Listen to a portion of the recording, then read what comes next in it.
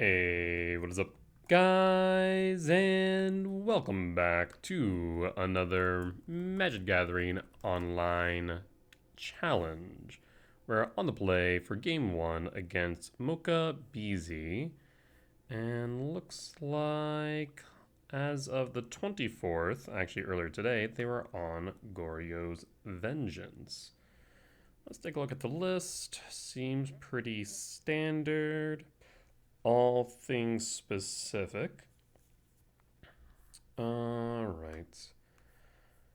One thing to note here, 1 Spell Pierce main, 2 Prismatic Ending, 3 Thoughtseize, and 3 Force. So that's something for us to note in regards to our opening hand. Might need to be a little bit more reserved.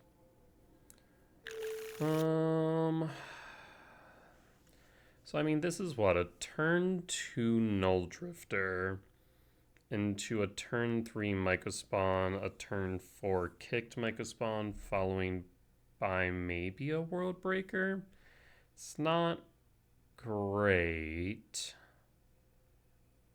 It's not horrible either. If they don't have a quick Goryos, we could always Bajuka Bog, but it would require them to not play well. What's the alternative, though? I mean, a turn 3 kicked Mycospawn's always going to be ideal. I'll keep this hand. It's not bad. It's not good. It's a little bit indifferent. It's mediocre, but it is keepable.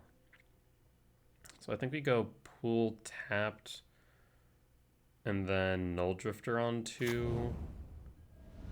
Probably correct. Though I guess our draw will change things, and yeah, looks like they're not on Goros after all, so, well, they're on energy. So in that case, we want to probably find a Kozilek's return ASAP. Oh, let's go with... We can one of two things. We can either go with Null Drifter on 2, or I can set up for a commercial district and see what's on top. One gets to see 2 cards deep, one gets to see 1 card deep.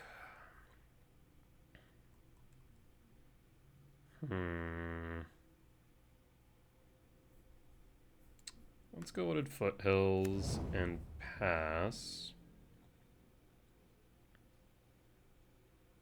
Yeah, that's why doing deck search isn't always the best, because sometimes they throw you for a loop. They show you Goryos on one side and then show you frickin' energy on the other. But we'll take a beat from Rogvan, Monkey Man, World Breaker, okay. Didn't want to see that on top, so it works out. Correct the Wooded Foothills. Interesting that they passed there, not playing anything. They could have a bit more of a reactive hand.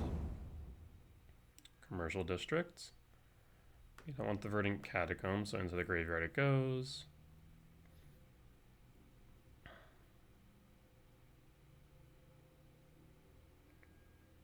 And draw. Shifting Woodlands ain't gonna do much, so guess we'll go Breeding Pool tapped and pass. Next turn we will cast a Sowing Mycospawn as a blocker. The fact they didn't play anything on 2 is a little bit concerning. Elegant Parlor. Half tempted to potentially go Bajuka Bog just to pressure their graveyard in case of a Flage. Let's see what they find on top. And they find... Okay, well, Bog's no longer an option. So I can't push their graveyard in that way. And there is a Seasoned Pyro. If they pitch a Flage, I swear. No Flage, just Lightning Bolt Charm. So definitely a slower hand. Fetching with the flats for a plains. Guide of Souls. Yeah, that Kozilek's Return would be ideal now. So Utopia Sprawl is mana neutral, so let's Utopia Sprawl on Breeding Pool for red.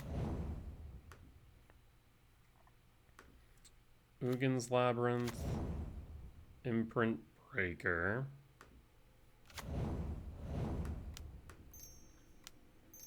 Cast Sowing Mycospawn, not kicked.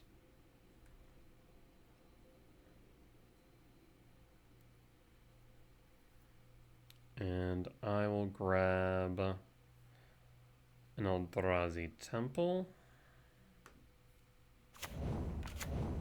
and pass. The question is now, do we go kick to Mycospawn or Null Drifter? I think we go Null Drifter for the flyer, so we can block the Guide of Souls and draw a couple cards. Arena of Glory is a little bit concerning. Looks like an Ocelot Pride. Nope, and a Johnny. Oh, no Flage. So Flage hit Mycospawn. So now we also have to worry about a Hasty Flage. Now we could remove the haste aspect of that at the very least with a Sowing Mycospawn. We are going to take 1, 2, 3, 4, 5, 6, 7 down to 8. So a Hasty Flage would kill me guaranteed. So we need to either deal with one, if not both parts of their board. Discharge allows them to now float. Again, I really do wish that this red specifically target opponent's creature or planeswalker, so that way they couldn't just use it as a energy ritual. I feel like if they wanted to tone down energy more, I think they would probably ban Galvanic Discharge. So now we do want the ability to block a flyer as well as the problem. So maybe tucking the Null Drifter may have been correct. So that way we could exile the Arena of Glory but I also don't think it's going to matter now being at 6, because even if they were just to cast the Flage, right? That will result in me taking 3. I can block any number of the creatures, or I can block one creature here, and it won't matter. Yeah, them hitting the bog was unfortunate, so we'll just concede here.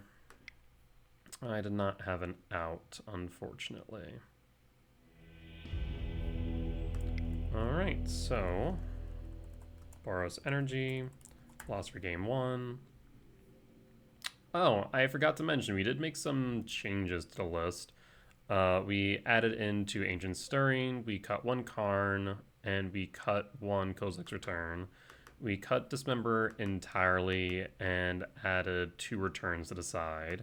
So here we'll cut 2 Karn and add 2 returns. So this should ideally help bolster our game plan for games 2 and 3 against energy with more sweepers in board.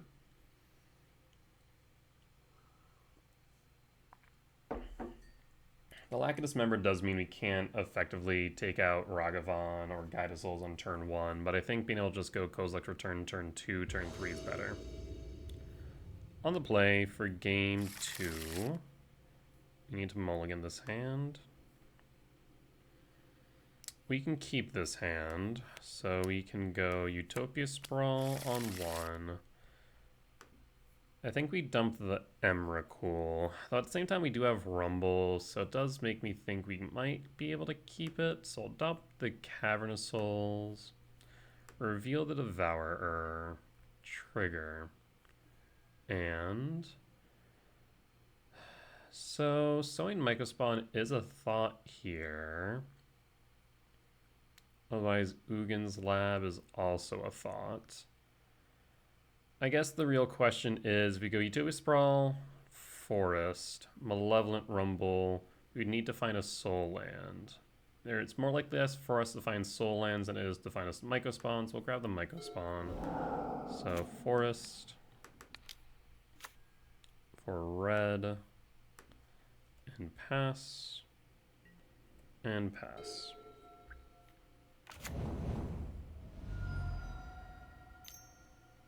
White, Static Prison. Guide of Souls, good. Well, I will rumble. Grab the Sanctum.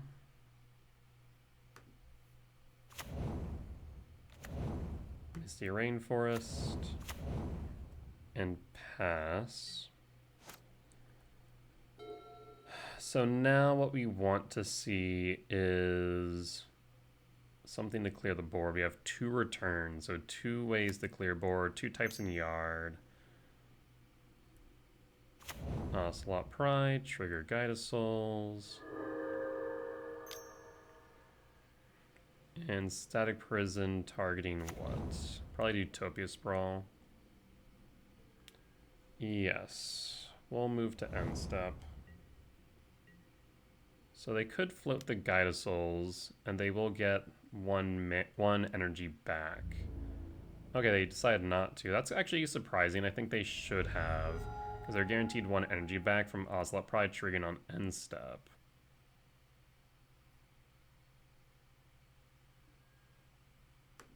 I'll crack the Misty Rainforest now. Grab a commercial district. 3 types in yard.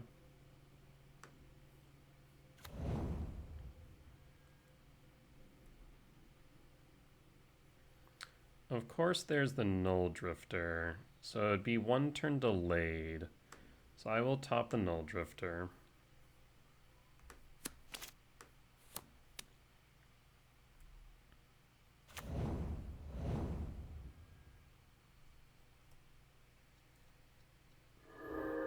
Alright, so let's play Sanctum of Ugin. Cast Sowing Mycospawn.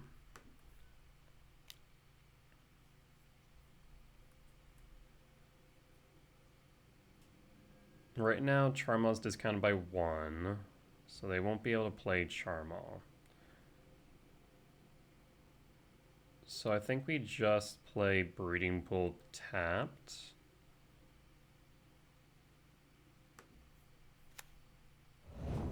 No. And pass. And pass. -1 energy, most likely. Yep. To 3. We'll be able to clear board next turn unless they can interact with our mana, specifically our blue source. Goblin Bombardment does make the sweeper a little bit worse, though, funny enough, it does make it better in the sense that they'll have to sack the board prior to me exiling the return. So it just kind of sits there, right? Always present. Always threatening. Marsh Flats. Okay. Another Emrakul. Well, I will go to combat. Attack the Sowing Mycospawn.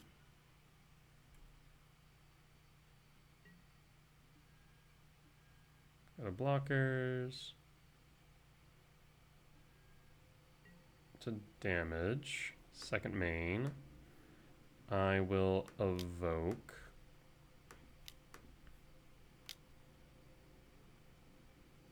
So we will stack Sanctum,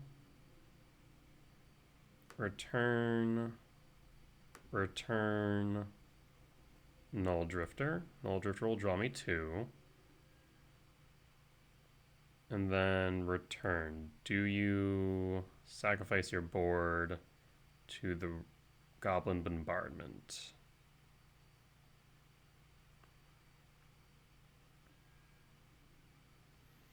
You do.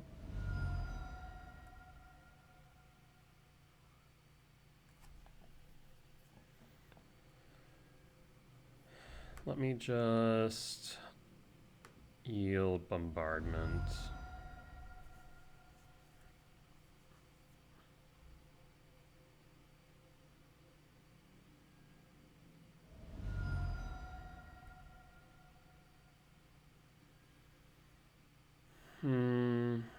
Interesting. So they choose not to.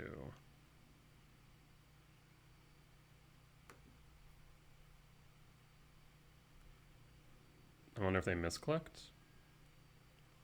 Okay, then I'll sweep. So sacrificing this here actually might not be bad. So we have 4, 5, 6, 7, 8. If I sacrifice this, we can grab a Sowing Myco spawn, right? And I have 1, 2, 3. Let's imagine 4, 5. If I sacrifice this, then they won't be able to cast it. So I will do so. Yes. So I'm playing very tightly around a Charmaw. I'm gonna grab a Sowing Myco spawn. We could grab a Null Drifter again. That's also a thought. Threatens the remaining return. Allows us to draw a couple cards. You know what? That might be better. Like, on one hand, yes, Myco Spawn can get us into a temple. But then they Charmaw us down. By that point, they might just already have the mana for Charmaw. So... Interesting questions. I will grab the Null Drifter. And then I'll pass.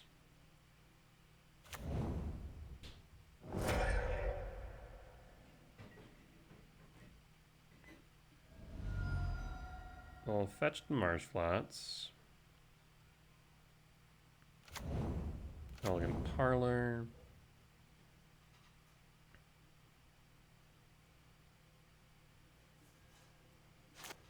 And pass.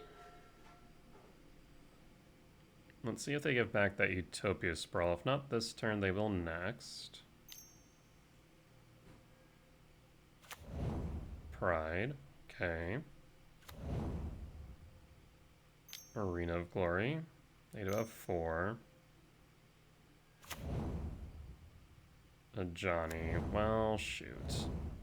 So they can flip a Johnny here by sacking the cat. So now we do need to get Devourer of Destiny on board ASAP. 1 card left in hand.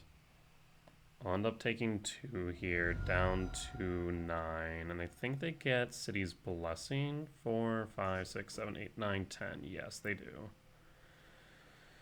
Meaning that... Oh, they don't. Oh, they never gain life. That's right. Well, this here's mana neutral. So Utopia Sprawl on blue.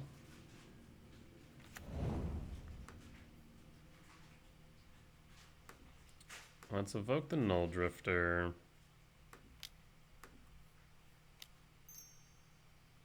I do need another colorless pip. So I'll go return Drifter. Draw 2.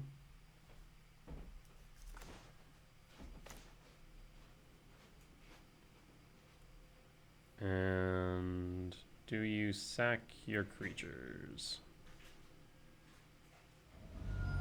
Yep. We're in a bit of an awkward position. Yes.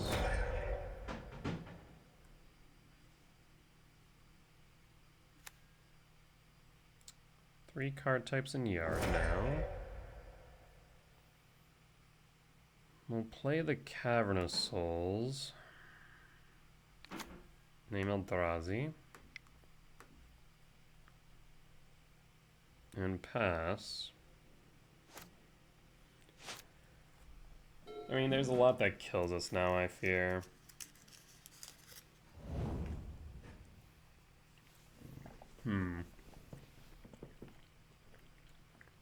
We named blue, so we should probably grab red.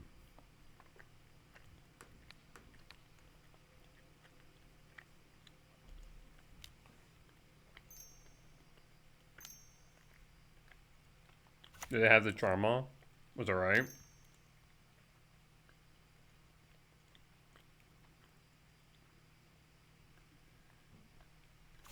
No Seasoned Pyromancer. Okay. So that's 2. That's 3. 3, 5. Plus 2, 7. So we are on the brink of death.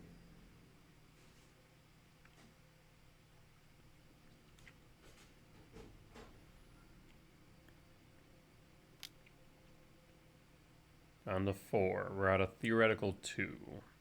I need a land off the top.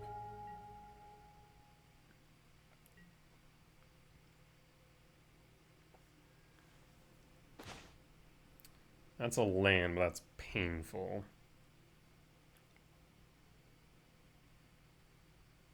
Actually, does it even help us? Because we push it down to 3. No, it doesn't, right? Because let's say we cast Devourer. We get rid of a Johnny. Cool. We're down to 3. They attack with both. 1 gets 3, pushing us down to 1. Goblin Barman pings us for 1, we die. So, Devourer isn't the answer. Instead, what seemingly is going to be an Emrakul. I don't know if we have enough mana, though. Depends on what we hit, so let's see. Rumble. So we need to maximize the types in Yard.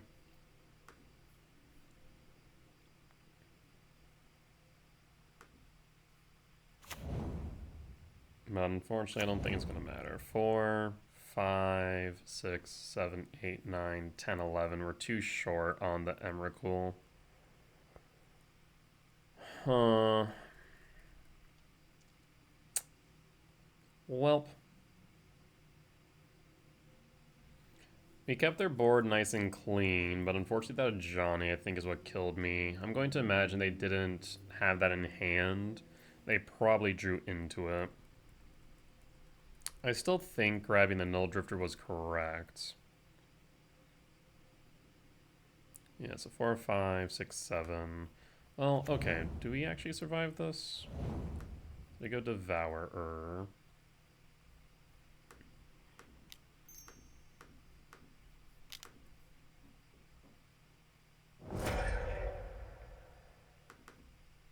We might be at 1.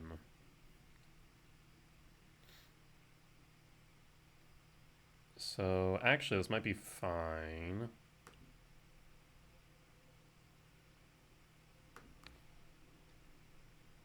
So, I'll exile the Johnny.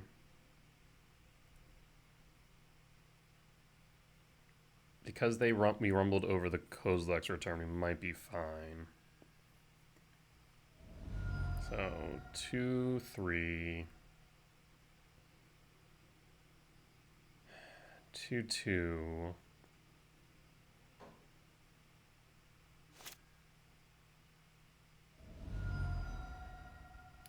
Oh, we're still effing dead. No. Should I? No, it wouldn't have mattered, right? We still would have died. So we are dead regardless. And here's why. Because they're going to exile the godforsaken Seasoned Pyromancer in the grave for 5 mana. And then they'll just sack the 2 tokens with Bombardment. Yeah. Oh, hold on. That's okay. Arena of Glory is currently... No! Frick! I was going to say Arena of Glory is exalted. Oh, rough. They have a Flage anyways. Of course they do. Why wouldn't they? I mean, we played to our outs. We got somewhere. Unfortunately, that summer just wasn't good enough. I mean, do I stand by my thought of grabbing Null Drifter over Myco Spawn?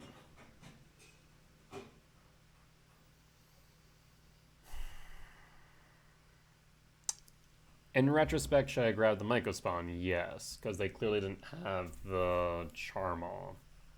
The problem is if they did, and we grabbed the Mycospawn, played the Mycospawn, ramped up to 6 into 7, we would have then just been pushed back down to 4, 5 mana, right? And they would have had a board presence that we couldn't really deal with. Whereas Drifter draws us into lands and sweeps the board. So I still think it was correct for us to go Null Drifter of Sanctum rather than with Mycospawn, which risked Charmaw the following turn. I guess another question that could have been asked was it right for me to sandbag the Cavern of Souls? Once again, playing around the Charmaw, assuming that they had a land in hand. I still think is correct. There's a lot of back and forth ifs. Like, if they have the Charmaw, if they have the Johnny, if they didn't draw the Johnny, the game would have been so much different. But they did. Well, I think, like I said, I think I played to my outs, so I'll be happy with that result regardless. It's just unfortunate that our outs were not good enough. But that said, that is the way Magic can be sometimes. There always does need to be a loser. With that said, we'll be back for round 2. Alright, and we are back for round 2 on the play for game 1 against Katuo. Let's see if we can find what deck they're on. 079595. And result is maybe Murktide, might be Oculus. Well, we'll find out. Could also just bait me into a false sense of security like last time. This hand's good though, I like this. Because we can go Lab, Devourer, Talisman, Temple, either hold up command or rumble. We'll keep. Well, I guess starting to get bad. So we'll reveal Devourer. So we need to make our decisions quickly. As quickly as the game will let me, at the very least.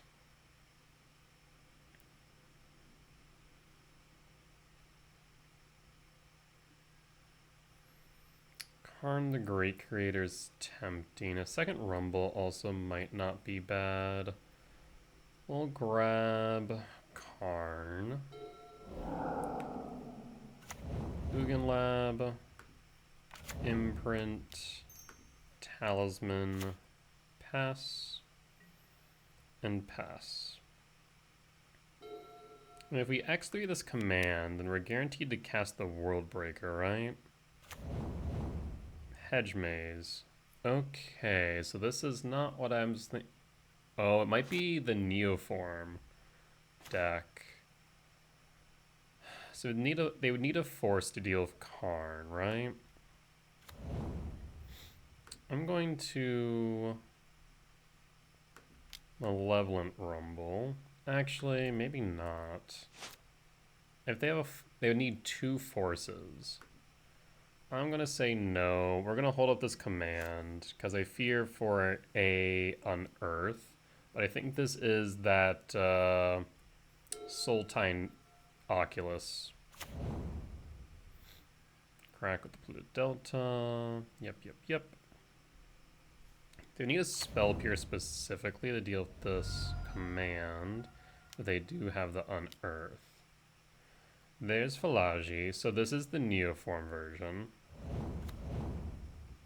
So you want to keep things off board. Well, no reason for me to actually do anything right now. There's Fatal Push, Flare. Well, that's just annoying. So maybe I should have exiled this prior to. But either ways, it will keep their board clear.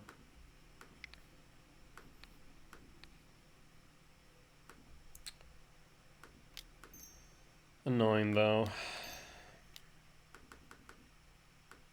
So I think we'll want to Karn next turn, maybe? And like I said, at least the flare will result in the board being clear, so no neoform, right? They'll flare. Definitely don't have a lot of experience against this deck, but I think I should have probably have commanded a bit earlier. So we can either rumble and hope to find a land, or I can Karn. Let's rumble.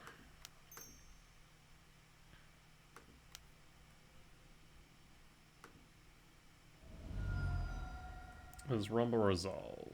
Rumble does resolve. I do like the idea of Emrakul, but we do need a land, as I mentioned. So we're going to grab Uggin's Lab.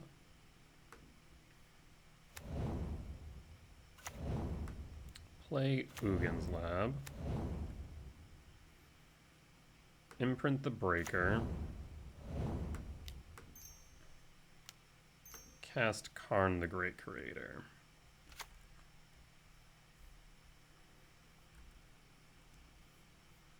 Now I feel like they still play on Earth.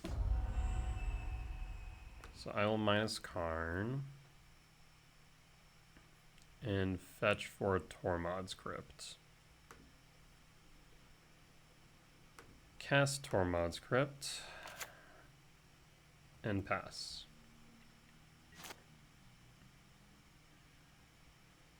We'll hold up the ability to respond in case of an unearth. Thankfully they can't neoform this turn.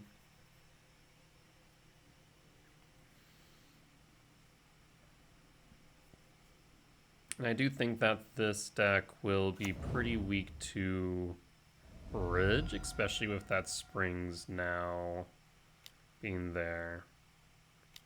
I should have probably Tormod's Crypt on upkeep in retrospect, because now they can Abhorrent August. Normally I'm so good about that. I just wasn't thinking about it since I was kind of focusing on Earth specifically. That's fine. So they have the Abhorrent Oculus. I'll pass. 2, 3, 4, 5, 6. One more and I'll go for Devourer.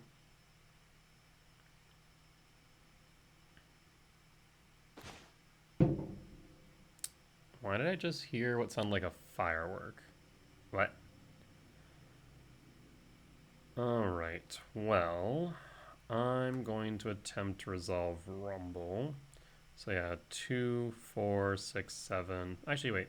2, 4, 5, 6. Yeah, unfortunate. Alright, let's Rumble.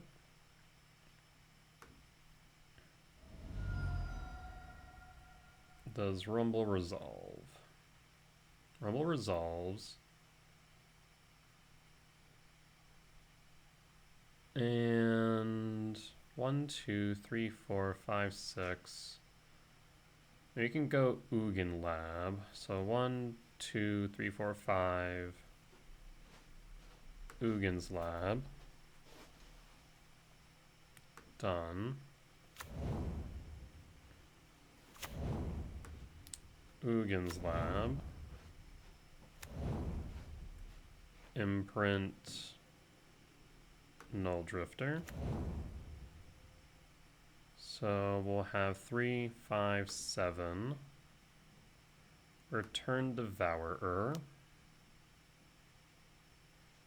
And cast Devourer. So thankfully we were able to play around the Oculus regardless, but I will admit fully that I misplayed that and should have sacrificed the Tormod's Crypt on upkeep. I would have stopped them from casting anything. So Oculus down. They still have a manifest creature, so they need to be mindful of that fact. I'll minus Karn. And I think I will, in fact, grab 1, 2, 3, 4, 5, 6, 7. We could grab the Leveler. That is a thought. I think I will grab the Bridge just in case. No, let's grab the Leveler. and then pass. They could neoform here, but it's 0 to 1, so that won't be as effective. We'll hold up the Tormod's Crypt.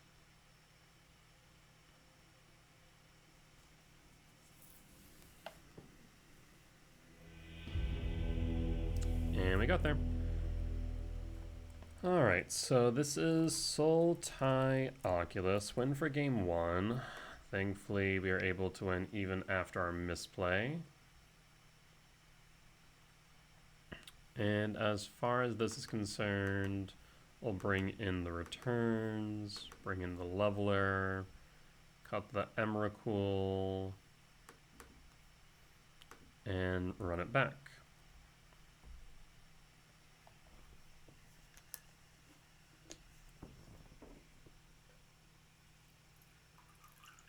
Yeah, like I said, I think I was just too focused on the neoform and then paid enough attention to the fact they had 6 cards in grave.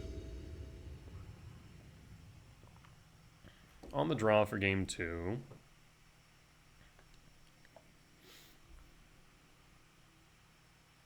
I need to be really mindful of that at the RC2 and paper and always ask how many cards do you have in your graveyard? How many cards do you have in your graveyard? Like, I'm going to do it enough so my opponent's going to be up, frustrated with me about it. I will keep this hand. It does play well here. So I will pass the turn. We're going to go Windswept Teeth. I guess, So there might be an argument for us going Temple, or rather play Temple first instead of Windswept Teeth. The reason being is then we could have a Kozilek's Command X2. That might be correct here. If we didn't see the second Temple, then I'd say maybe not. But I think we do Windswept Teeth second, rather than going for a commercial district.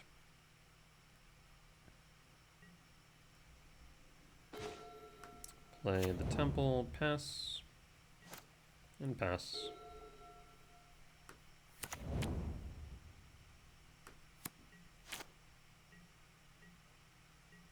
Passing, probably have a counterspell. Okay, so there's the command, right? Okay, well, that's exactly what we're thinking. We'll hold up the command.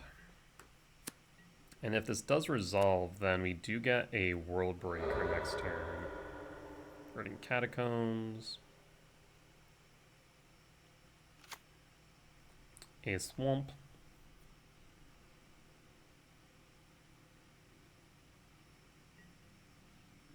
Alright, let's see what you do here. 1 card in grave. Watery Grave. Shocking. Shocking. Okay. And passing. Well, we can use the command as a permission spell then. So I will attempt to scry exile and generate spawns.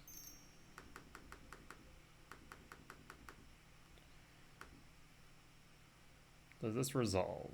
I'm doubtful, but I'll attempt. Yes. Go to my turn. Windswept Teeth. Crack Windswept Teeth. The fact that it was a consign, I think bodes well for us.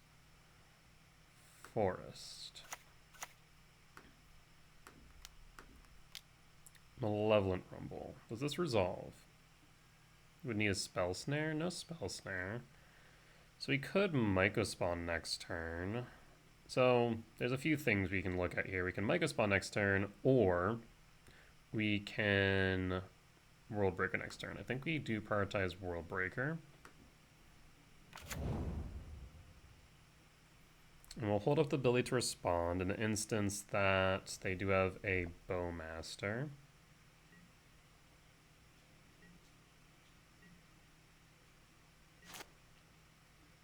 Okay, they untap.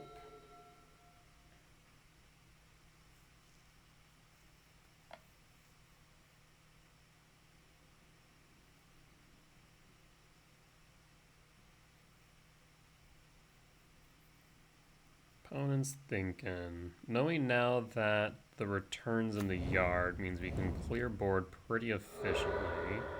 So that's 3 cards, up to 4 cards. I guess if they have a Thought Scour, they might be able to fill their graveyard enough.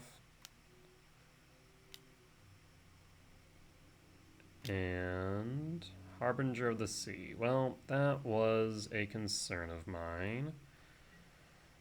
Yep, Harbinger will resolve, so we're down to 4 now. I will hold up ability to respond still, but go to my turn. Land. Perfect. Now I could grab Karn here, or cast Karn here, and go for a Walking Ballista to get rid of the Harbinger. Otherwise, we're currently at 1, 2, 3, 4, 5. We can move up to 6 with the Rumble, and cast the World Breaker next turn. Rumble, does Rumble resolve, or do you have a force? Rumble resolves. Okay, so we could even just Null Drifter. So yeah, 2, 3, 4, 5, 6, 7. So we'll grab the Null Drifter. This way we're guaranteed to be able to pop off the return. In fact, we could just do it now.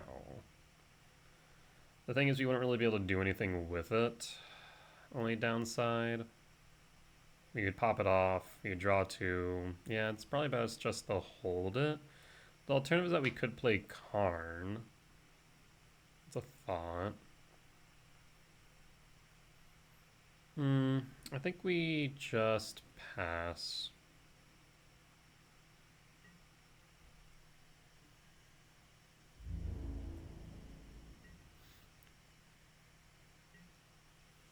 Killing Harbinger now leaves us open to them unearthing it or playing another Harbinger. Whereas next turn we have the option for either World Breaker or Null Drifter.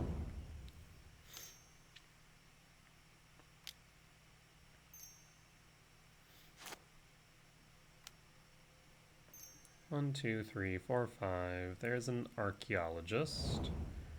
Archaeologist finds what? Flare of Denial. Wait, they choose nothing? Why? Peculiar. In Emrakul, you say? Well, I'll play Ugin Lab. So, do we attempt a World Breaker or the Null Drifter? So 6, 7, 8, 9, 10, 11, 12, 13. Or, hear me out, we could go Emrakul. I think I'll probably just cast a Null Drifter here. So I'll go Evoke. Oh, you know what you should have done before playing this lab, I think? Yeah, we could have done more. So I'm going to do this. I'm going to crack the spawns. We're going to Null Drifter, then return. So draw 2. Unless you have a Consign.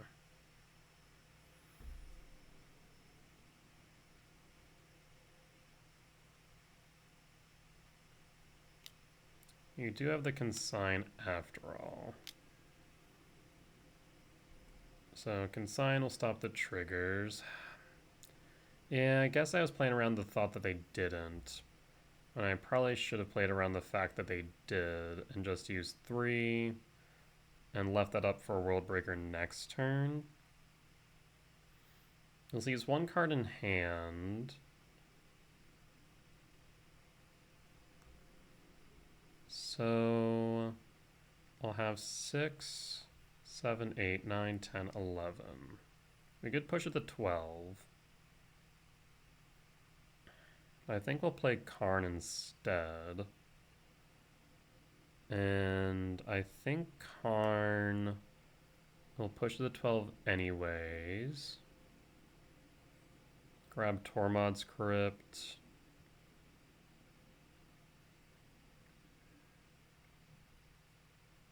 Okay, those all resolve.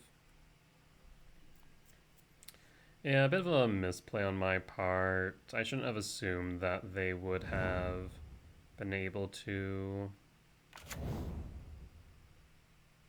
evoke. Alright, well, we will cast Karn.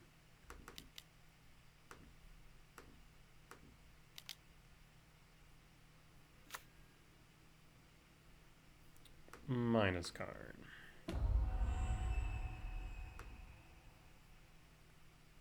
Grab a... Well, so maybe Tormod's Crypt doesn't really do much here. Because we can Tormod's Crypt, yes, but then what? They could still neoform into a Oculus with Archaeologist, so we could instead grab a bridge. Regardless, Karn dies next turn, right?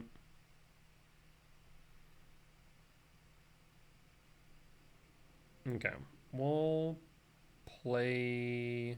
grab bridge. Alternatively, if I grab, it'll grab bridge.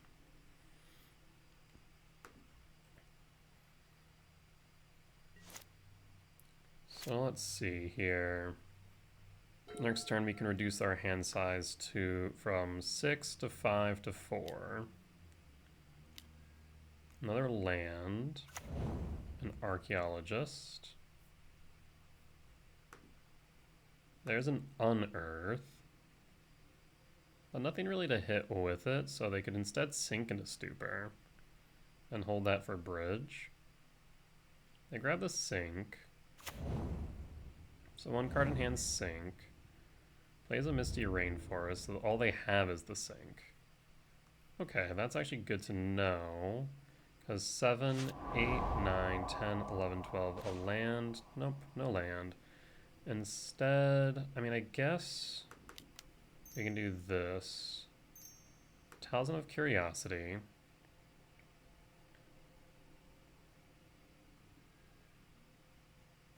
You don't even need to be mana neutral here. We can just go red.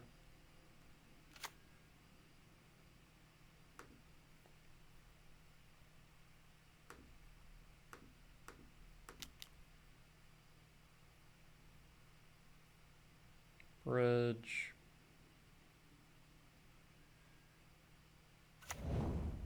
And pass. And they'll still be able to attack with the Harbinger and the Archaeologist, but if they do end up landing a Oculus, they won't. So 1, 2, 3, 4, 5, 6, 7. So we can clear board next turn.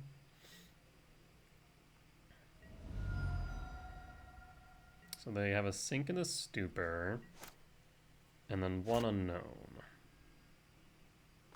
Well, let's attempt to clear the board.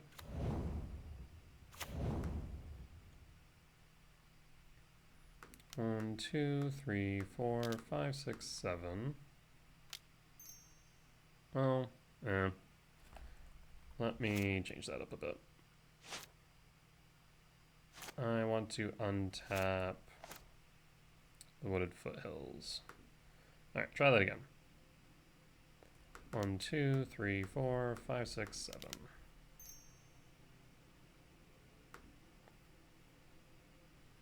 I'll get rid of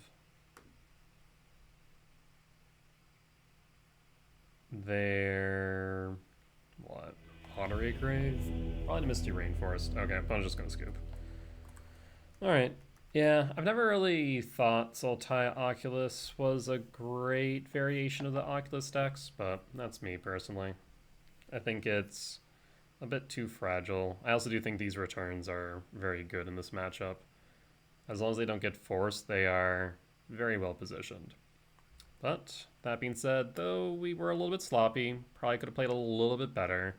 I will say I think my turn where I sacked the spawns would have ended the same, because I think we would have just cast the Karn regardless. Still missequence on my part. I should have held up the Ugin's Lab. I should have casted the Null Drifter, evoked, And then I should have then afterwards, if an instance it gets to the point of stacking the triggers and they don't counter the Null Drifter, and the return, then we can just either play Karn or make a decision on World Breaker. But yeah, regardless of sloppy plays, we're still able to get there 2-0, so we'll be back for round 3. Alright, and we are back for round 3 on the draw for game 1 against Cable Wire. And looks like we'll be going in a bit blind here. Let's take a look-see. We can most certainly keep this hand. The question is, how do we go about it? Because we go Utopia Sprawl into... or Misty Rainforest into Utopia Sprawl, into Lab, into Karn, or we can go Lab into Talisman. I think we're going to go Lab into Talisman. Both result in turn 2 Karn, but one results in 5 mana versus otherwise. It looks like this might be a bit of a mirror match. So we'll grab Devourer, Talisman, pass. And next turn we'll Karn, and I think that should just close up the game, because a Karn on 2 is going to be hard for them to deal with. Okay, so it's Eldrazi Tron. Could be colors, could be green. Well, actually, what we could do then is Misty Rainforest crack for a forest, and then mana neutral out of Utopia Sprawl. That would leave us with 5. Yes, let's do that. So we will crack the Rainforest.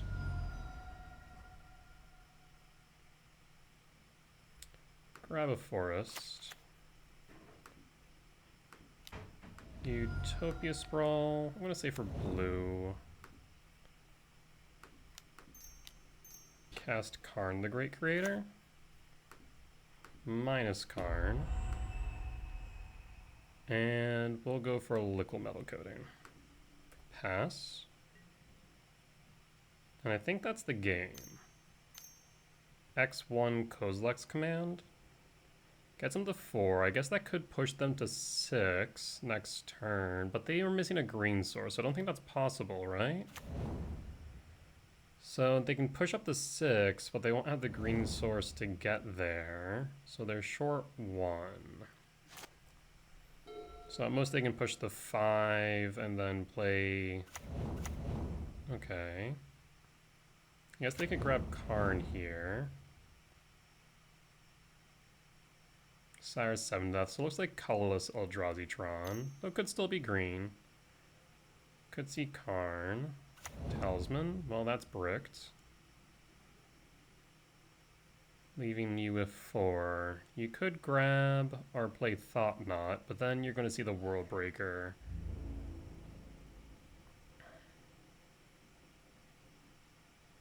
I may have misplayed by casting the Talisman, not realizing that it was going to be locked.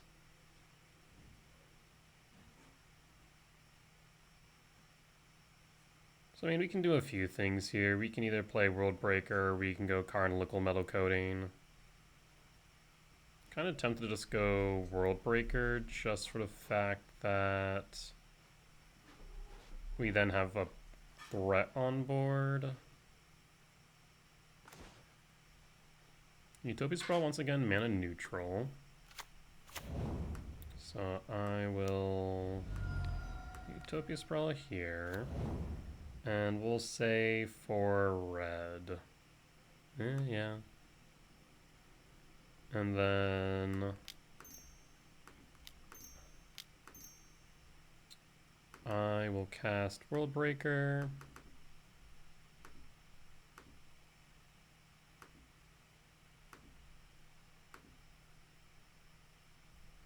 World Breaker will get rid of the Ugin's Lab. Should have probably tapped the Temple Tower.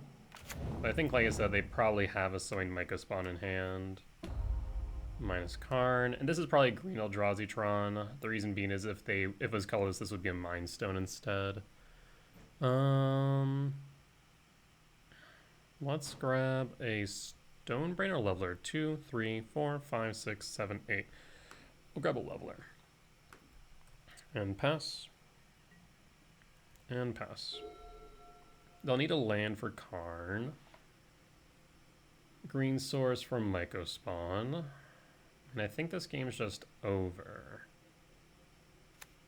Plays a forest. Okay, could go for the Myco Spawn. Looking like it is. Either that or a Thought Knot. There's the Myco Spawn.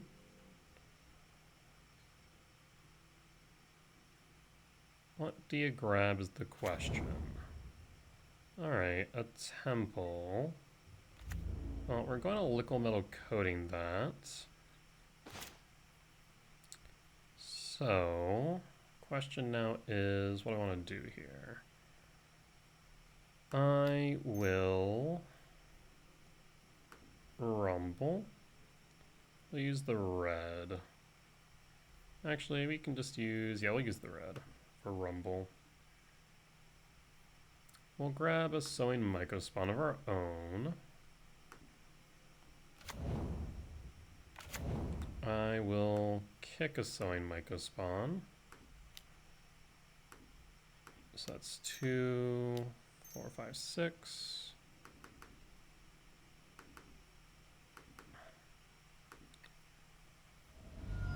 So we'll kick the sowing Myco Spawn, get rid of the temple. We'll grab a Sanctum of Ugin.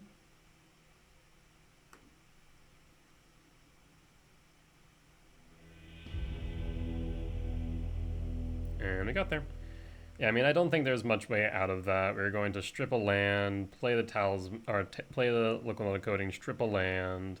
Next turn we have a leveler on top of which just, yeah, there is no way out of that one. So mono, green, Eldrazi, Tron. Win for game 1. Alright, so we want to bring in 2 Stone Brain and a Haywire Mite, as well as a leveler. We can cut the returns. And probably 2 Emrakul's here. Means we're down 1 7-minute value spell, down... Actually, no, we don't even need the Mite, do we? I don't think my sideboard guide actually recommends Mite. Hold up. It doesn't. So we can actually bring back 1 Emrakul. Alright, and we'll run it back.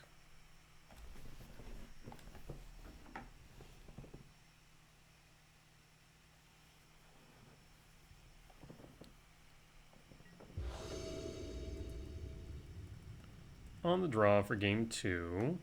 Let's take a look at what our hand looks like. Not keepable. Mulligan. I can keep this. So, Cavernous Souls covers a few bases. I guess we can drop the Stomping Ground. Yeah, because we go Wooded Foothill for Utopia Sprawl. Ideally find a lab off Devourer. So Cavernous Souls or Ancient Stirring. Let's actually drop the Cavernous Souls. And done. And reveal and pass.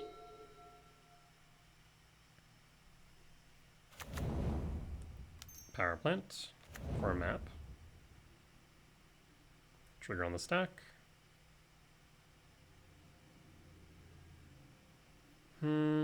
No dice on that. We could go another Sprawl, or we could go Forest.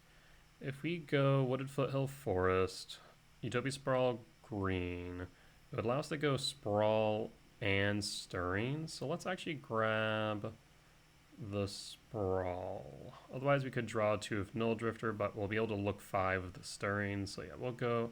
But I guess the only downside is that does make us really weak to land destruction, doesn't it?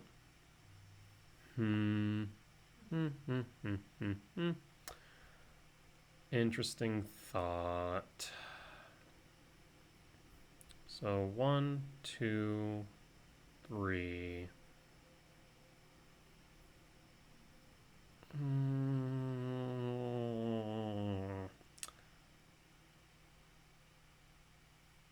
Yeah. Maybe the forest is correct. Either that or the sewing makes one, but I think forest. So we are actually going to go forest. Utopia Sprawl on green. And pass. And pass.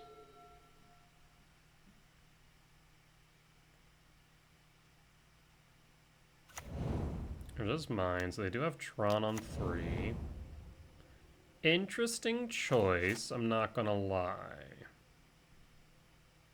Because if you fetch... So unless you have natural Tron, that confuses me. Well, I will Ancient Stirrings.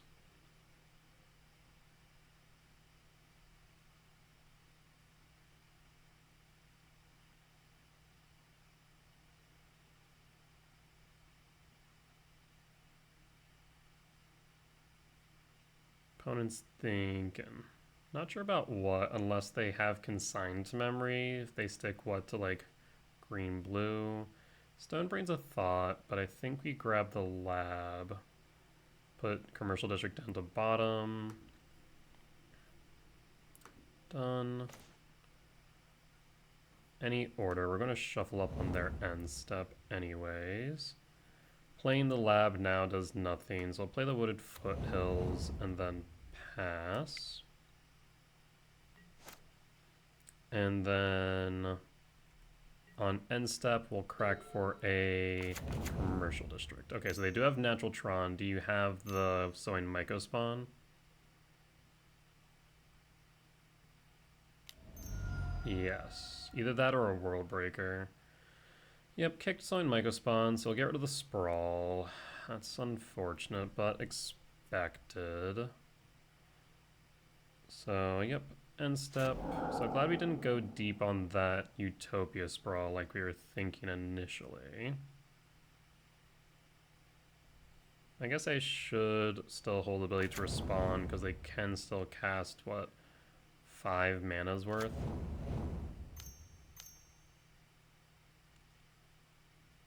We're going to see Karn. Yeah, that might be the nail in the coffin. We're just one turn faster. Liquid metal coating, most likely. So what's my out here? Do I have one? Maybe not.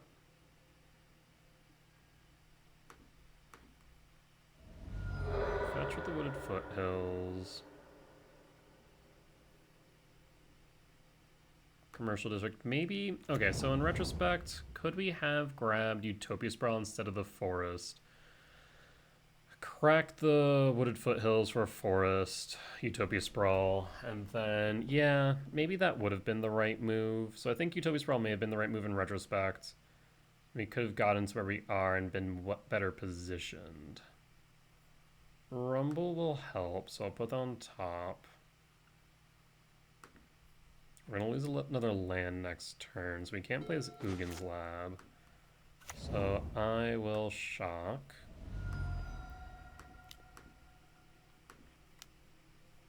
Rumble. Because this in a way ramps us. We'll grab the Verdant Catacombs. And then pass. So our saving grace here very much is just to resolve Karn, so we can stop the liquid metal coating. Yep. The real question is, what else did they have in hand? Yep.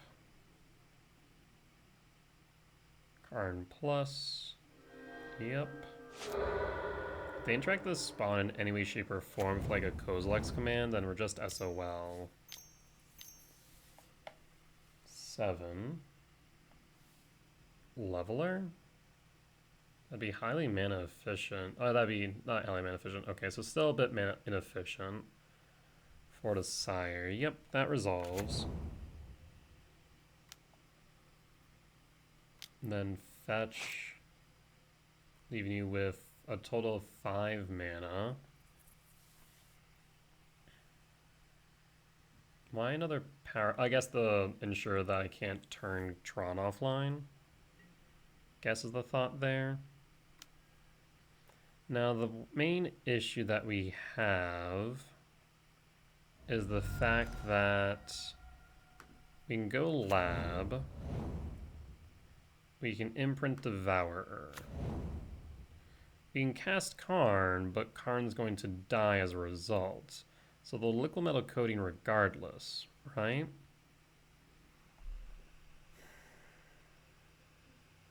We could Sowing Mycospawn, and that would pretty much keep us at least mana neutral for next turn. But then they're going to be able to liquid metal coating the lab. Yeah, I mean, I just don't think that we're in a good position regardless. Because Karn turns off the coating, turns off the curiosity, will be attacked down. If I grab a bridge, we can't cast it, but what we can do, I suppose, is grab a disruptor flute. So that way we can at least turn off liquid metal coating, if not Karn. That might give us enough time, but unlikely.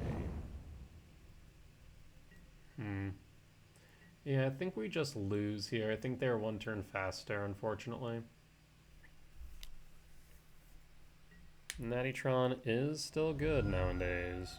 They went for... Okay, so let's say they did kill Karn. Lethal is on board. Liquid metal coating target lab. Yeah, I think the game is just over. Yep. Okay. I don't think there's any way around that. And we're just a turn too fast. On to game 3.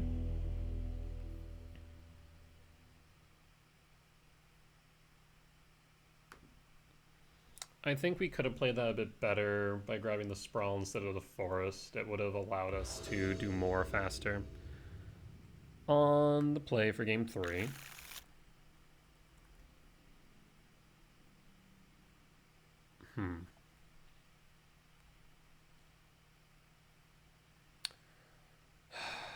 So this is 2 mana on beginning of 2, 3 mana at the end of 3. Well, actually, it would probably have to be like this. You can play the Stone Brain, and then turn 3 we can Karn. Is that good enough, though, is the question. And that's the part that I'm not sure about. It feels slow.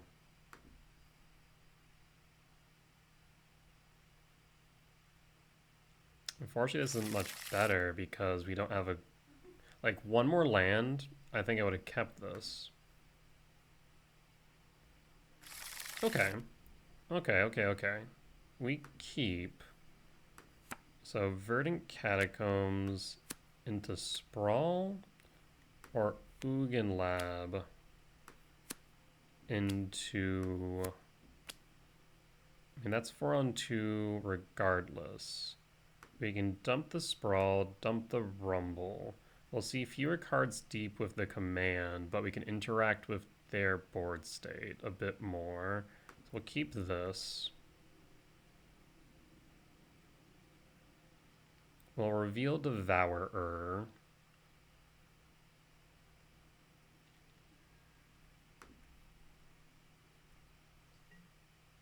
Trigger. Don't really want any of this, to be completely honest. So I think we might just mulligan, or might just exile all. So we go 2, 3, 4, X2, 6. I mean, I guess a land would push us to 7. So maybe we go Cavernous Souls.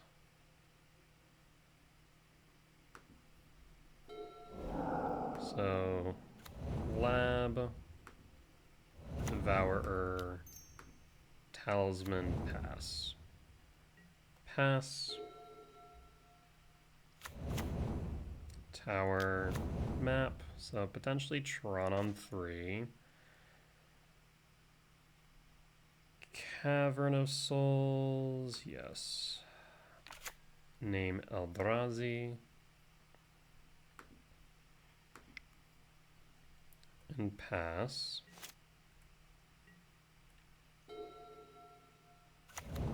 Okay, so they do have Tron. End step. So what we'd really want to see here is a Sowing Mycospawn or a World Breaker. That would be ideal.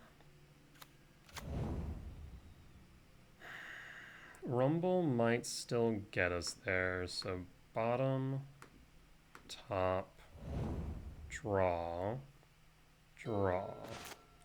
Null Drifter.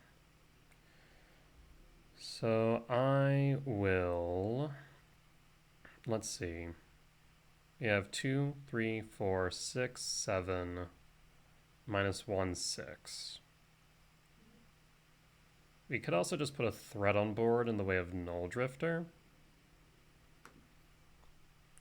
However, I think we do this. So Malevolent Rumble.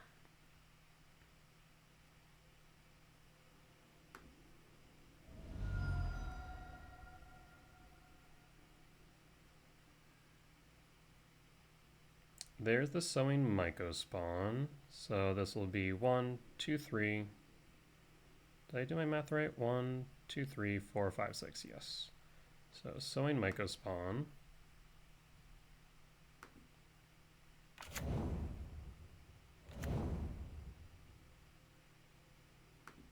Verdant Catacombs. Fetch with Verdant Catacombs.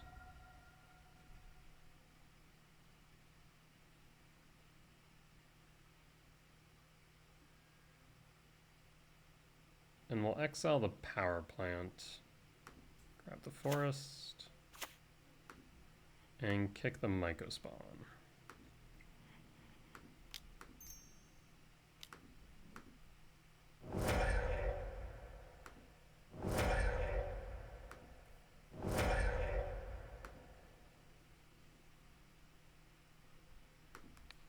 Like I said, get rid of the power plant. And the question now is, what do we grab with the Mycospawn? 2, 3, 4, 5. So I think we do grab the Temple for 7. So we can play Null Drifter. Power plant in hand. And we'll grab the Temple. And then pass. And pass.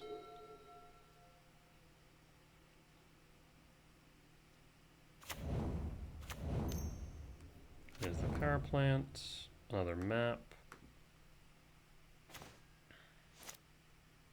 Sprawls, mana neutral.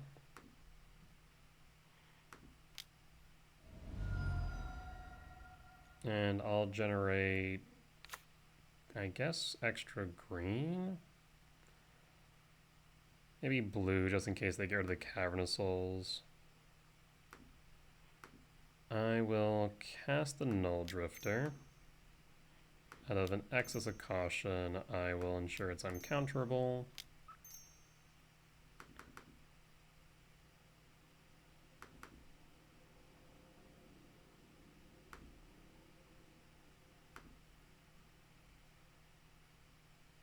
Draw 2. There's a Sanctum of Ugin.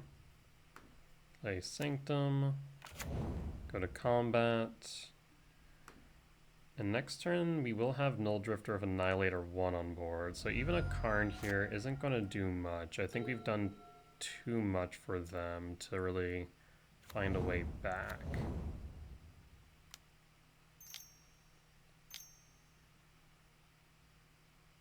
So that's 7. Do you have a Sire 7 deaths?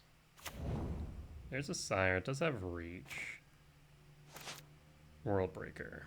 Well, we're going to go after that power plant. So 4, 5, 6, 7, 8, 9, 10, 11, 12. Interesting.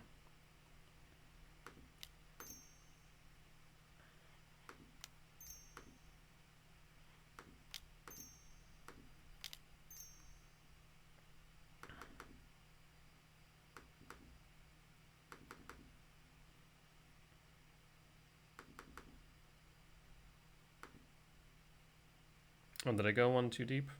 I did. Whoops. Well, doesn't matter too much.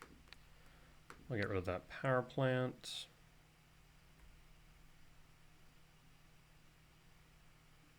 One, two, three, four, 5, 6, 7, 8. Yes.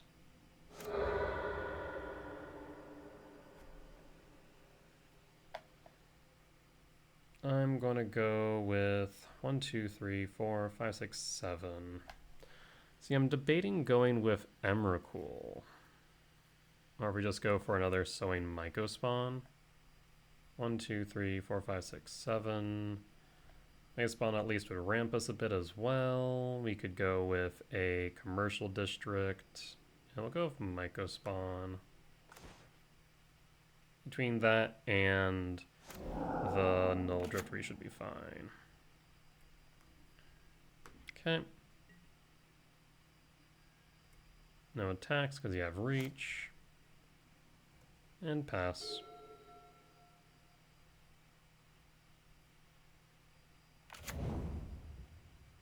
There's a temple. And going to combat. I mean, I can attack with all, I can block with all, and you'll first strike. I guess the first strike will be able to kill both the Drifter and the Myco spawn. And then the World Breaker doesn't do anything, right? So, well, let's take the 7 then. Down to 10.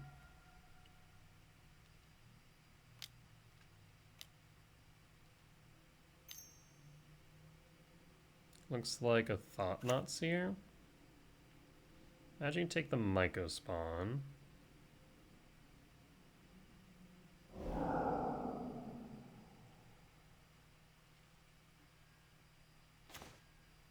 Karn the Grey Creator. Well. 4, 3, yes. So we will cast Karn the Great Creator.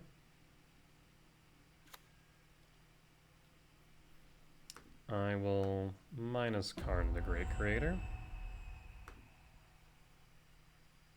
I will grab, I think, an Ensnaring Bridge here.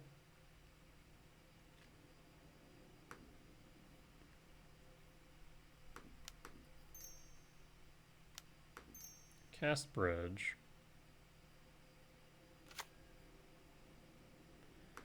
And pass. And pass.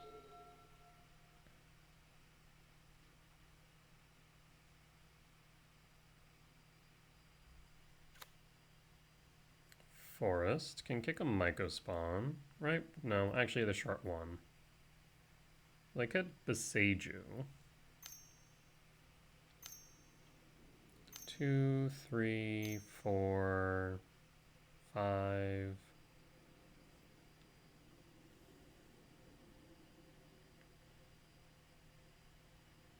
So Kozilek's command, X equals 3.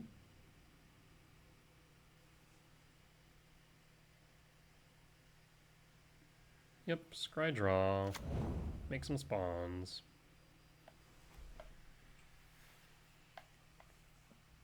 1, 2, 3, 4, 5, 6. 1, 2, 3, 4, 5, 6, 7. One short.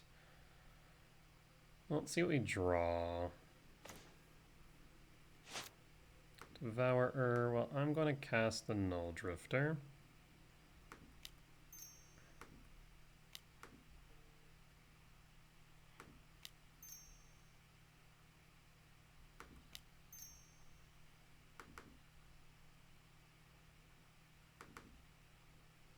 This lag's going to be the death of me, I can already feel.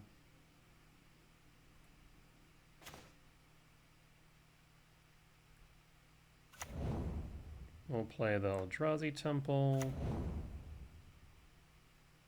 I will minus Karn. Yes. Grab Liquid Metal Coating. Play Liquid Metal Coating. And pass the upkeep. Target Eldrazi Temple or Forest. And pass. That way they can't cast Mycospawn or World Breaker if they have it. Plays an Eldrazi Temple.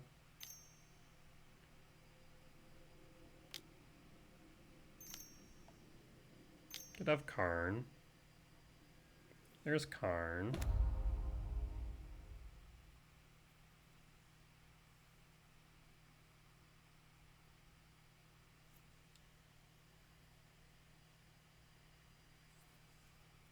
Well, now we're both kind of locked, aren't we?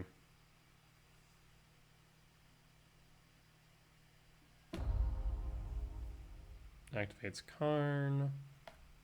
Grabbing what?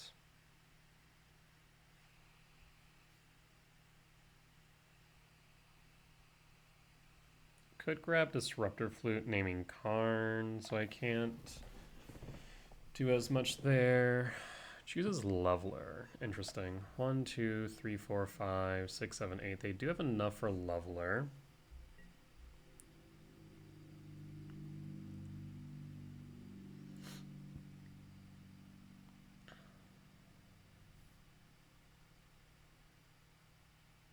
Now we can attack with 2 Null Drifters. So let's do a few things here. I'm going to return Devourer to hand and manipulate our bridge.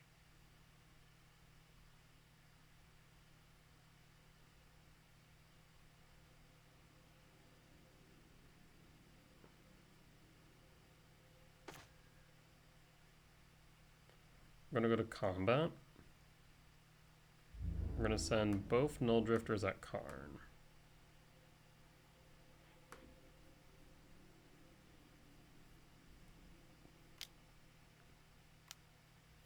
Trigger 1, trigger 2. So one of them will die. That's fine.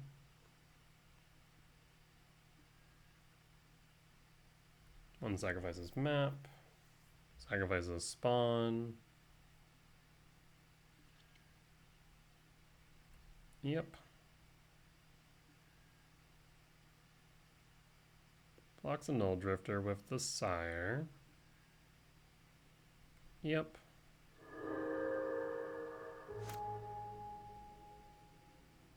And Karn down. Liquid Metal Coating, they're green. Tick up. Sowing Mycospawn kicked. So 2, 6.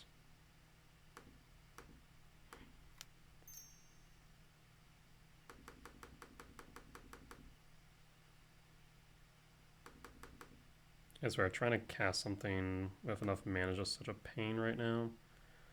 We'll get rid of the mine, just to play it safe.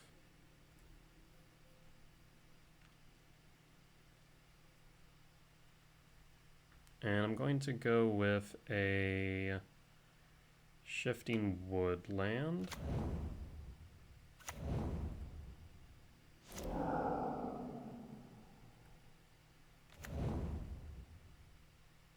and commercial district.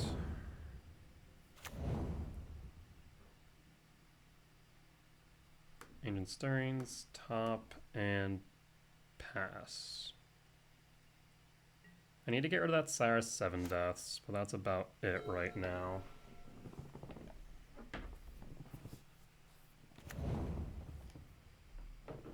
Otherwise, we have control of the game, just a matter of time. Talisman is locked. Leveler is the only thing remaining in hand.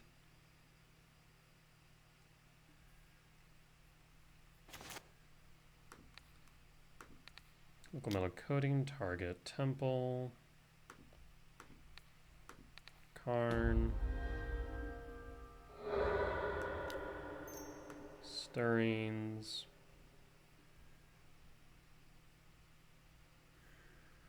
Kozilek's command.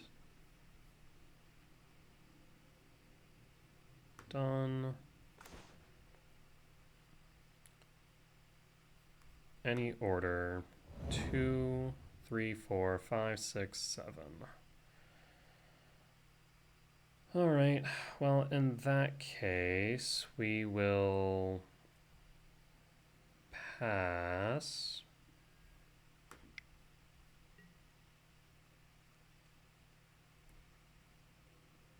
And put a pause on end step.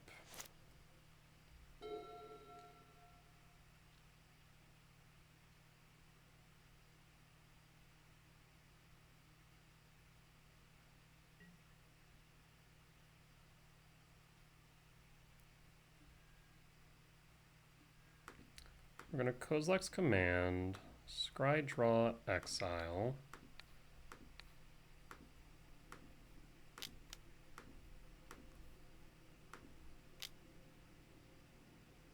Come on.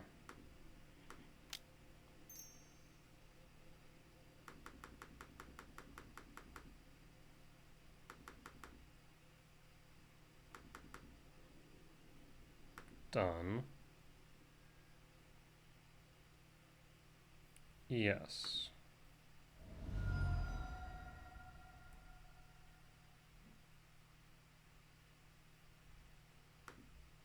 Bottom. Bottom. Bottom. Top, bottom. Top. Top. And top.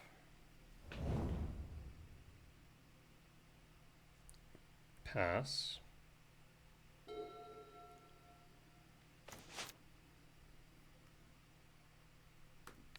Target.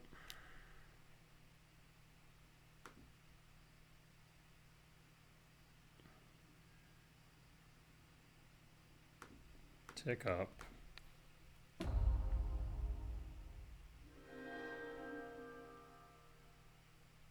And World Breaker. 2, 3, 4, 5, 6. Oh god. 7.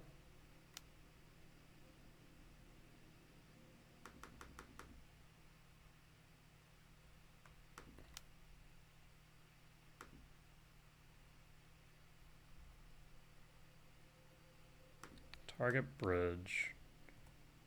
Go to combat.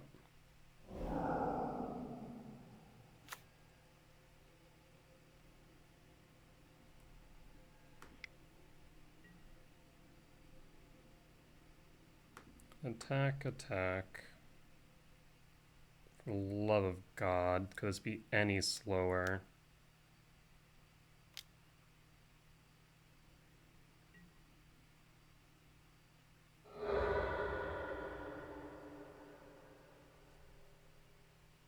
Pass.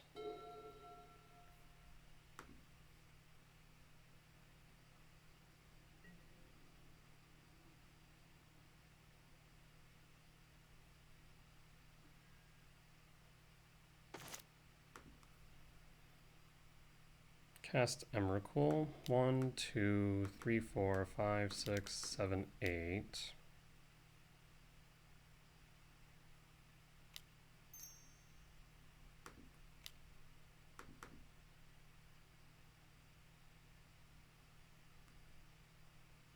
Go to combat.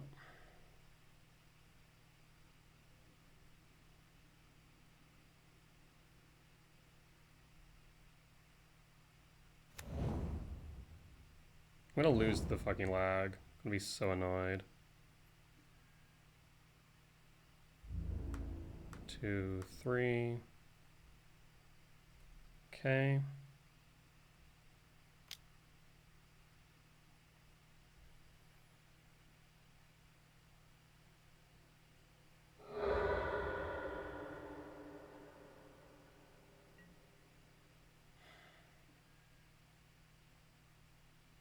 Blocks of a spawn, blocks of a spawn.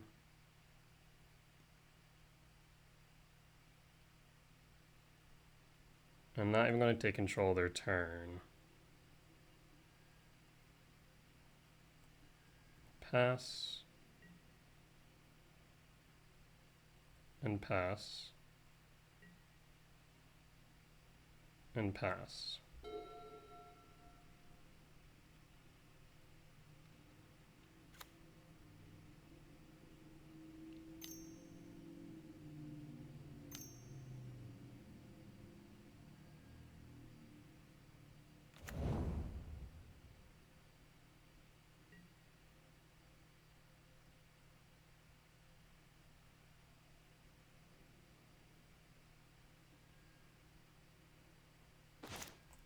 Pass.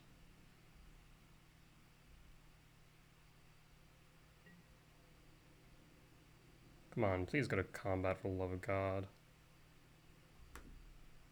Attack of all creatures, okay. For frick's sake, man. If they sacrifice the Thought Knot and I lose to the frickin' trigger, I'm gonna scream.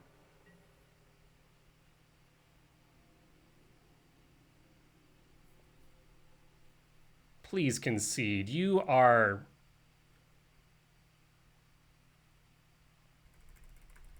Just pressing one.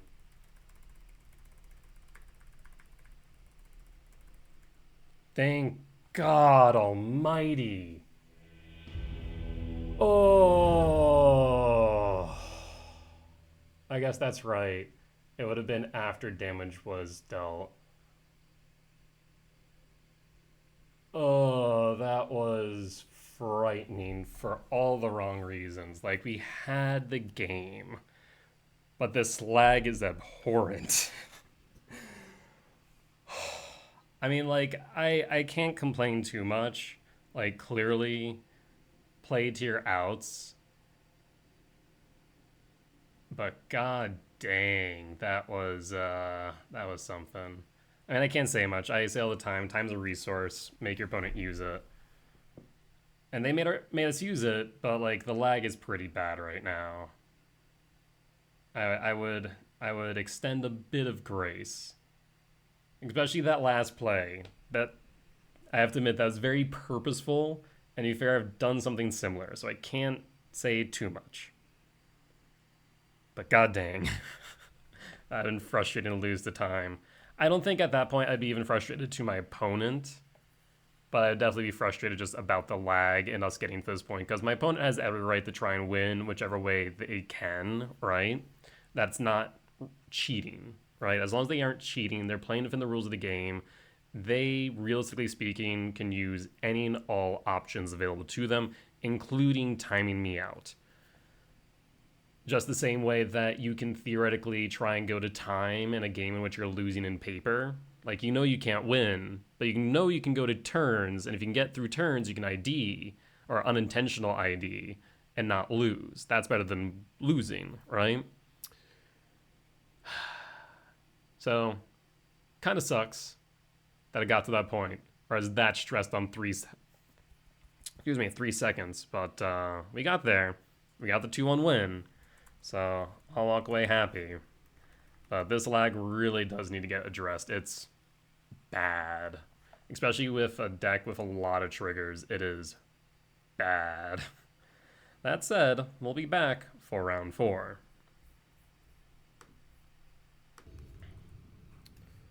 Alright, and we are back for round 4 on the play for game 1 against Mark, 68. And looks like no data on them, so we're going in blind. We can work with this. I'll keep. So we get Ancient Stirrings first. And basically we're searching for either a temple or a Myco spawn.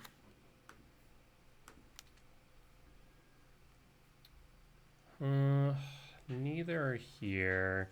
We can go lab and try and roll into a 7-mana value spell. So we'll go lab. And any order and pass. The lag seems to get worse the longer a match goes. I wonder if there's any significance to that.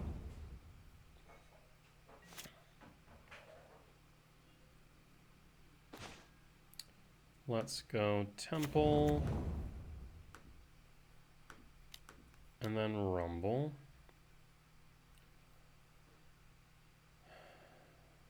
We'll grab 1, 2, 3, 4, 5, 6, 7, 8. Let's grab an Emrakul.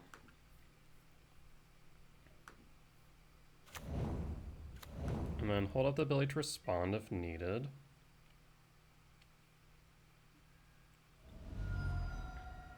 Yeah, 3, 4, 5, 6, 7, 8.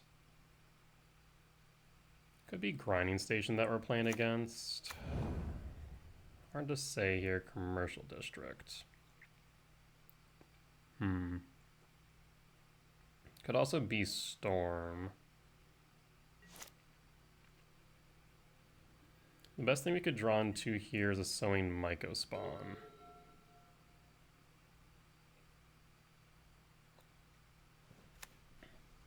There's a mountain, starting to feel more and more like Storm.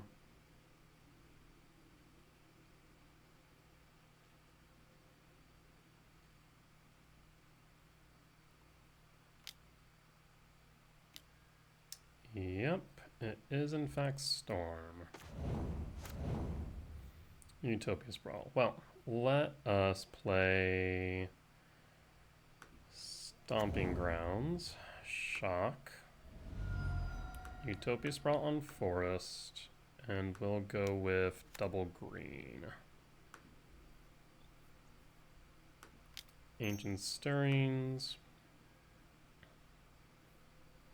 And I will grab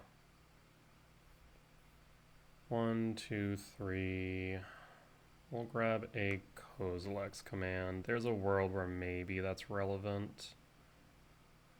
The thing is, alternatively, we can go with Karn, but we can't play Karn to next turn.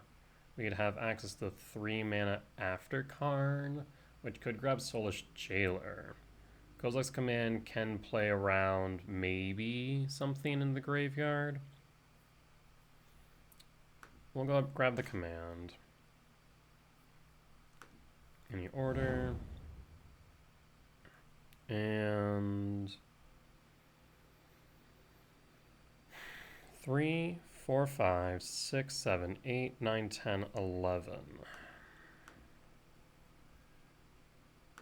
Alright, well, we're going to do this instead.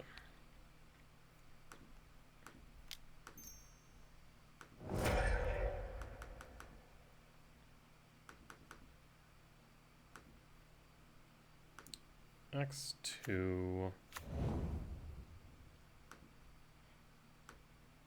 Bottom draw. There was the return, so 5, 6, 7, 8, 9, 10, 11, 12. So if they don't win, we can Emrakul. At this point, we let them do their thing. Send it, opponent.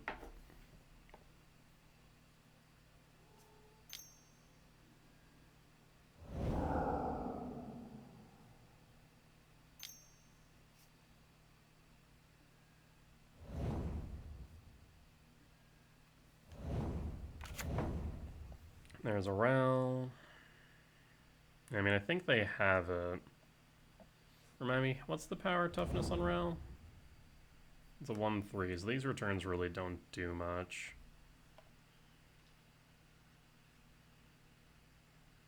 Runs Resolve. This Artist Talent's going to put in a lot of work, I feel. There's that Past in Flames I was kind of worried about. Yeah, if this Ruby Medallion was a Ral and they set up that way, that would have been so much better. Just unfortunate. We lost the 50-50.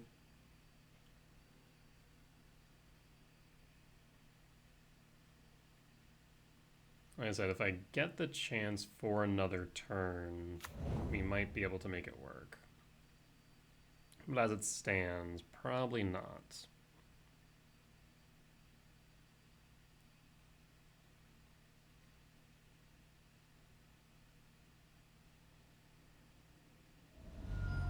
Lost the flip.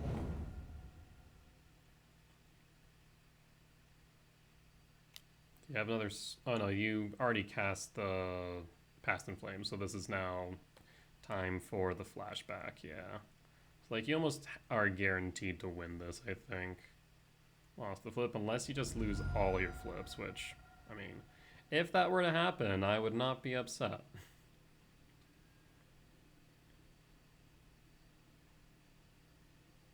Draw the card of Artist Talent.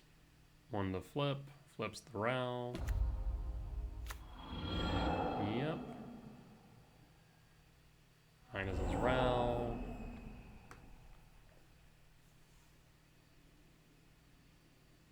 I mean, yeah, they're guaranteed to have won this. At this point, we're just kind of taking a look and seeing what's in their deck.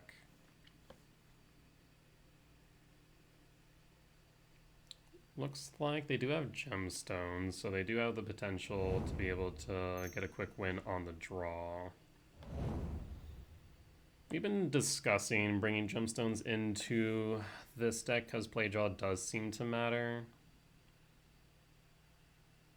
The question is what to cut for it. Like, in an ideal world, I'd want to cut the Cavern of Souls. But with enough Dimir Oculus, it makes sense not to. Okay, so they Grape Shot. They flash back the Grape Shot. They win. Yep, you got it, friend.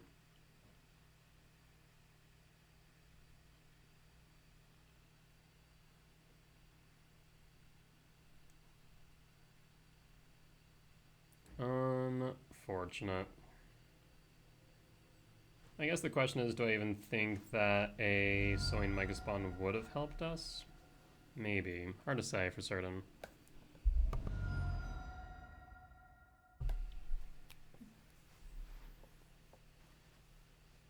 Okay. And they'll flash back the Grape Shot one last time.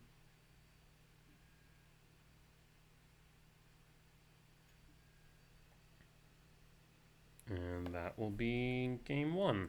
So this is Gruul, Ruby Storm. Lost for game one.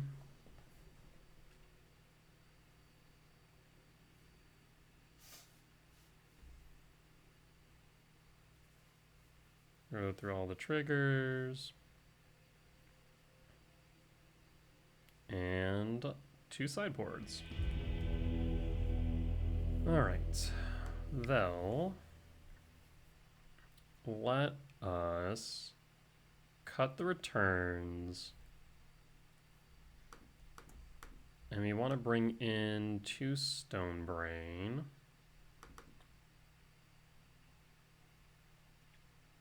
We want to bring in Chalice, and what else? Let's see, Ruby Storm. Chalice of the Void, Stonebrain, and then we normally would have brought in Dismember. And previously we'd cut a copy of Sowing Mycospawn. And we'll run it back.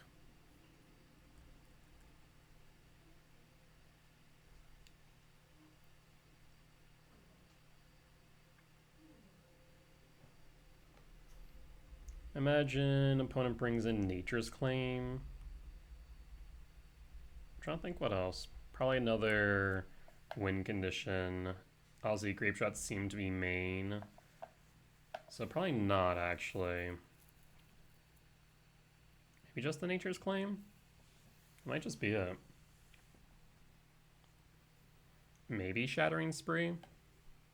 Would be my only other thought.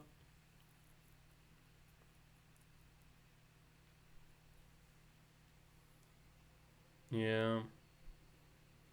Trying to think what else.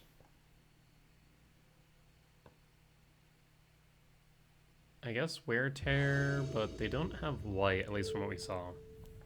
Either ways, on the play for game 2. I will keep this. Hopefully no Gemstone Caverns from opponent. Forest. Sprawl. On blue. Pass. Pass.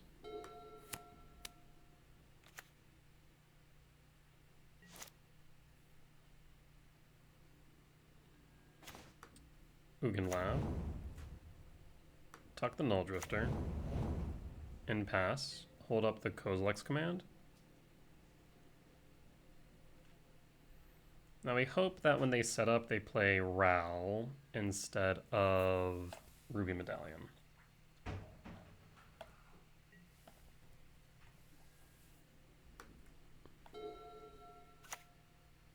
Play his Mountain, Artist Talent, and then pass. End step. Cast Kozilek's command. I kind of want to get rid of that Artist Talent, I'm not gonna lie. It can do a lot of work. But at the same time, getting rid of the land might be better here. Bottom, draw. Temple.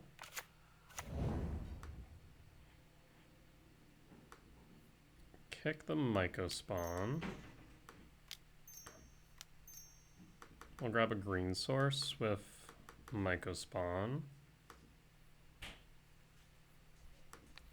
Pick out a mountain.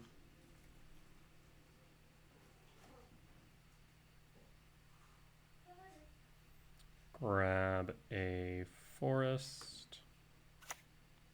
Probably should have grabbed the shifting woodland in retrospect.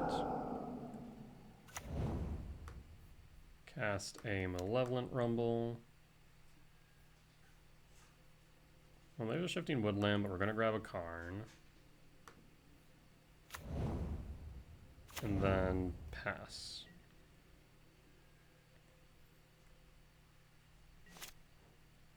Pass. So we can play Karn, grab Soulish Jailer.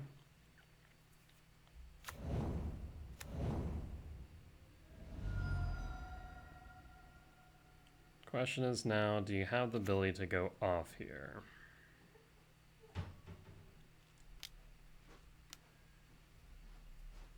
Well, they're gonna try, that's for sure.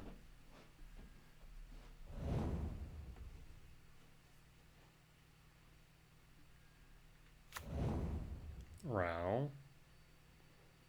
Oh, they have the mana reducer. Metamorphose is a +1. Maybe we should have gotten rid of the Artist Talent. I don't know.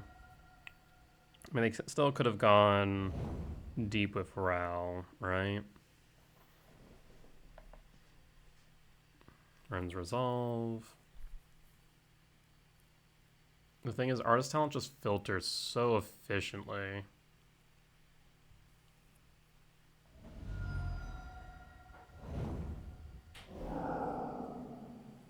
Another round of the Ren's Resolve. Metamorphose is once again a +1. And the redraw to boot.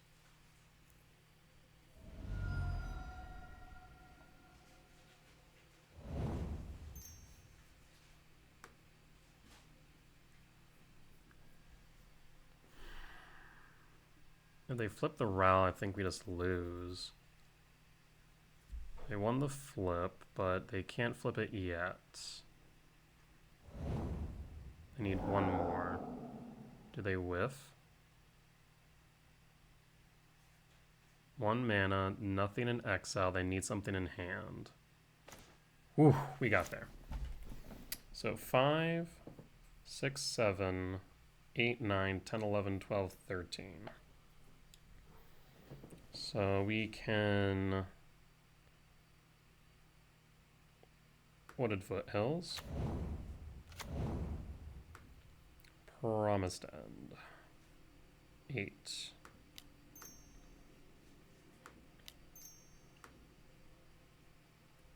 Let's see, 6, 7, 8.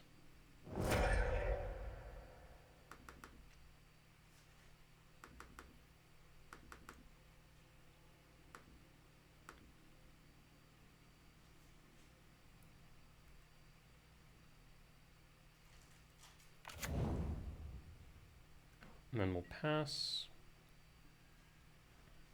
I won't attack, and there's a reason why. Because I want to play the Ral Legend Rule, attack of Ral into the Emrakul. And then we'll have lethal on board. So I went for game 2. On to game 3.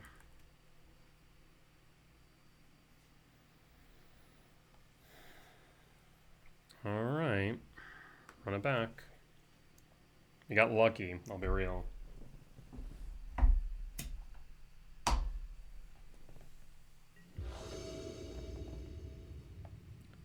On the draw for game 3.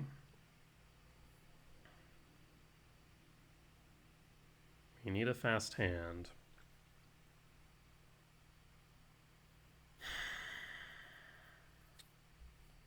If we had a temple here, I would say yes.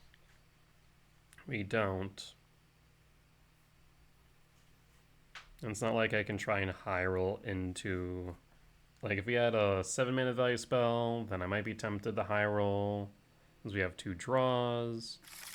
But we have to mulligan this. Okay, we keep this. We drop the talisman. Done. Pass.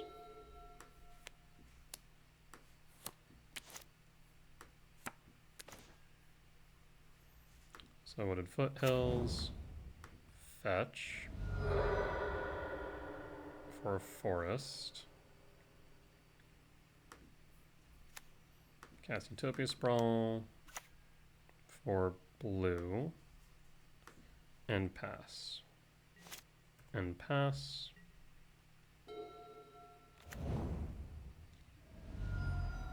If you play Ral, we'll exile it next turn. Unfortunately, the Ruby Medallion does make it more complicated. We'll hold the command regardless, because they'll eventually want to play Ral. If they don't, then we can World Breaker the Medallion. So it's possible that we could blow them out here. It just comes down to whether or not they can win.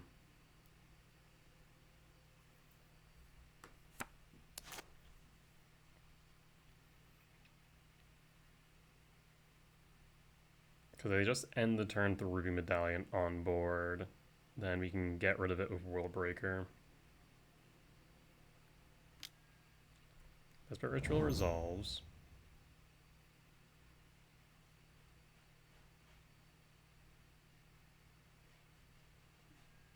There's Ral.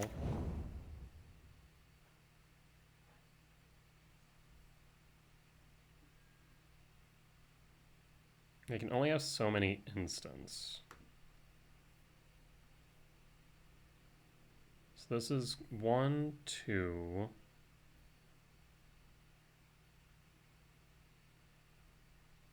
That will resolve.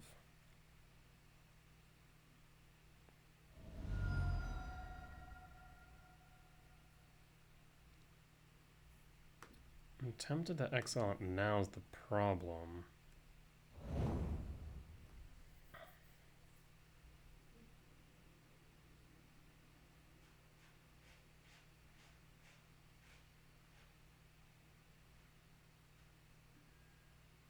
Another Ruby Medallion. That's a bit frustrating, won't lie.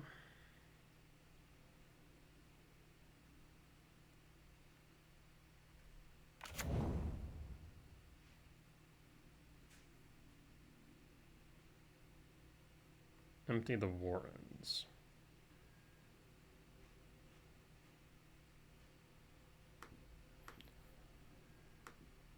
I'll exile Ral at this point.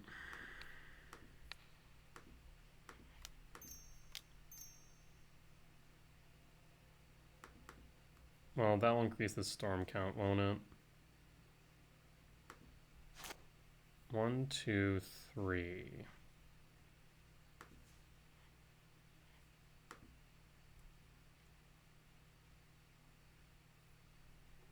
Lost the flip. Trigger.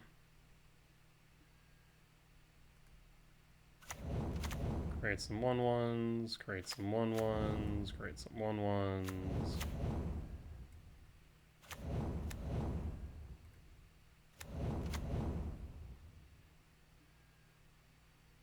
Past in Flames. So what they want to do is recast Empty the Warrens. So we need to do what?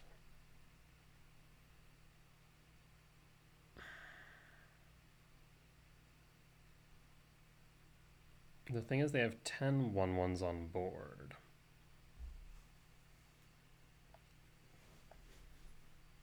They'll have a lot more if I don't exile the Empty the Warrens. So we exile, done.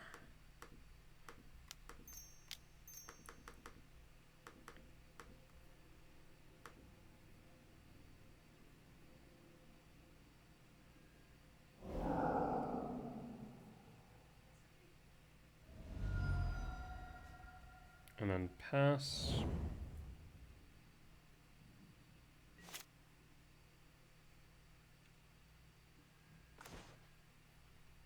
Eldrazi Temple.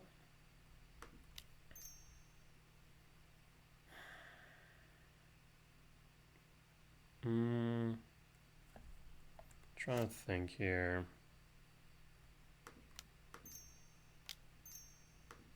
Malevolent Rumble. Stonebrain Lab. None of this really does anything for me. I guess the lab will be beneficial. Could go Misty to try and fetch for a commercial district. Might not be a bad idea. Because I specifically need to be able to clear the board. But even if we do that, we'll have 1, 2, 3, 4, 5. So we'd still be short with Karn is the problem. We'll grab the Misty.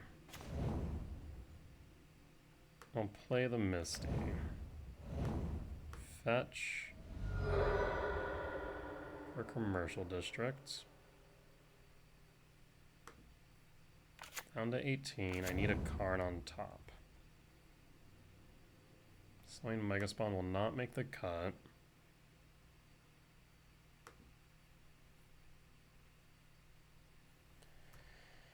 And we'll pass. And pass.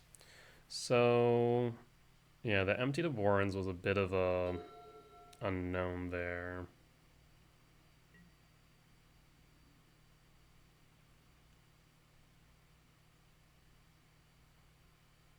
So we'll take 10 down to 8. 1, 2, 3, 4, 5, 6. So I'm going to have to take the 8. Karn.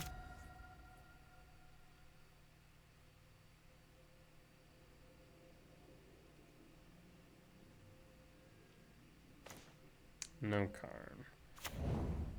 Well, we can survive one more turn.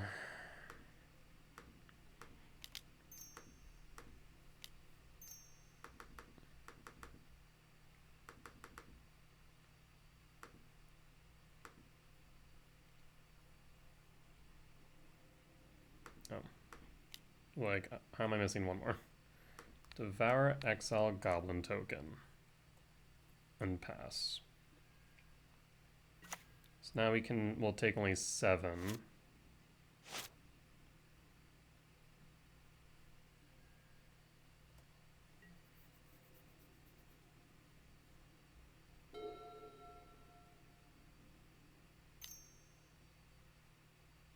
Do you have a Grape Shot? Reckless. I mean, I guess they can just go off now, right?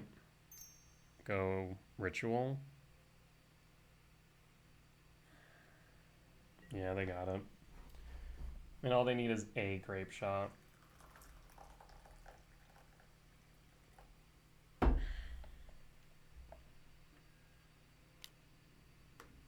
So block. And block. Pass. Karn. Damn.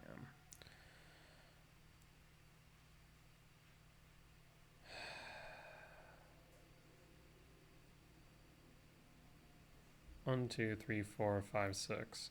Funny enough, if we had gone with Sanctum of Ugin instead, I wonder if we could have gotten there. And I'm not sure it would have mattered. We'd either take control of their turn and basically kill them with their own deck. Because right now we have 1, 2, 3, 4, 5, 6, 7. We could play the World Breaker, but to what end, right? So that's that, unfortunately. Yeah, definitely was not expecting to empty the Warren's main. That's a little bit odd, I'll be real. But it is what it is. Maybe one could argue that I should have exiled the Rouse sooner. I'm not sure if it would have really changed anything in the grand scheme of things, since they had both Route and Medallion. The only thing that would have made more expensive would have been the Past in Flames, I suppose. But I think they still would have been able to cast the Empty to Warrens and make a lethal board state. So yeah, not sure what it mattered. I think we just need to find Karn, basically. Karn or Emrakul, or outs. Nothing else would have gotten us there. Unfortunate. And yeah, we are just a few cards too late. Well, it is what it is. With that being said, we'll be back for round 5. Alright, and we are back for round 5 on the play for game 1 against Narca Trash Can. And doesn't look like we have any information, so going in blind. Let's take a peek. Opening hand. I mean, so the one lander is a little bit interesting. We could go Wooded Foothills, Crack, Forest, Stirrings, find a... Yeah, you know what? I'll keep this.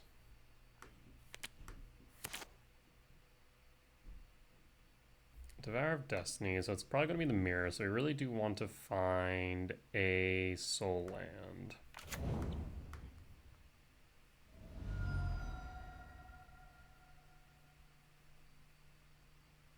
And we'll go with a Forest, Ancient Stirrings. There's the Soul Land I'm looking for. And any order. And pass. So if this is the mirror match, we really do want to be able to interact with their board state ASAP. I think we should be able to Karn on 3 at the very least, but if we can get into, let's say, a Sowing Mycospawn, that would be even better.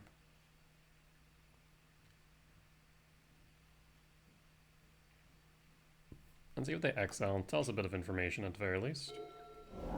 Okay, so it is the mirror match. Oh. What? Interesting. It is not the mirror match. Oh, we'll go Temple. There's the lab for Karn.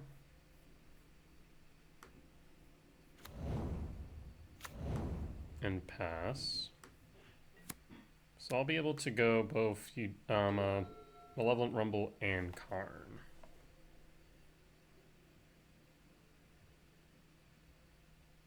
Do you have natural Tron is the next question. Looking like you might. Talisman. Okay. Might be trying to set up with a Myco spawn. Draw. Sanctum. Ugin's Lab. Tuck the Breaker. We will Rumble.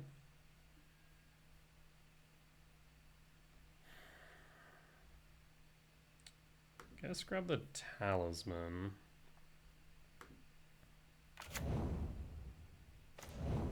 And then cast Karn.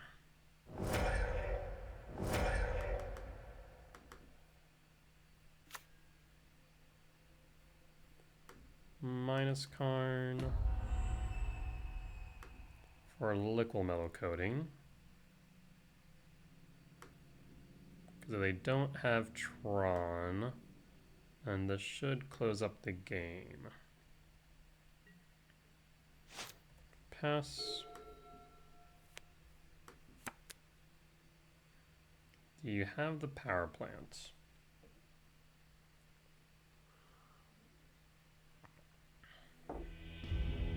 And they don't. Okay, so this is, I'm going to say still mono green Eldrazi Tron until proven otherwise. Win for game one.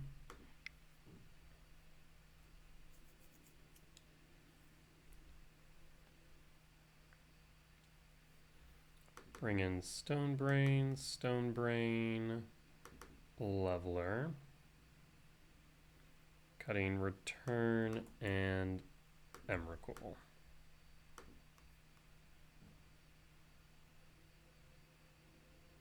Run it back.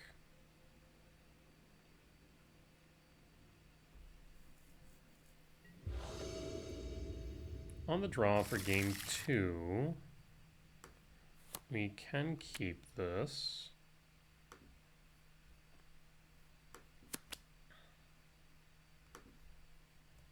Pass. So we'll go Lab, Imprint, Leveler, play Temple, and then Command. We could also go with the Ancient Stirrings, but I think we want to try and kick. Well, actually,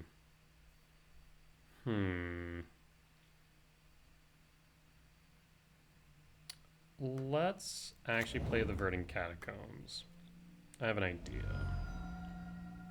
Go for green, for a forest, Ancient Stirrings, finding, I guess, the Kozilek's command. Actually, maybe a Shifting Woodland wouldn't be a bad idea. We already have one command, but okay, actually the second one might be a better idea. I'll grab the second command. Done. Any order. Pass. Pass. Do you have Tron? You do not. Okay, just gonna crack the map. Fascinating.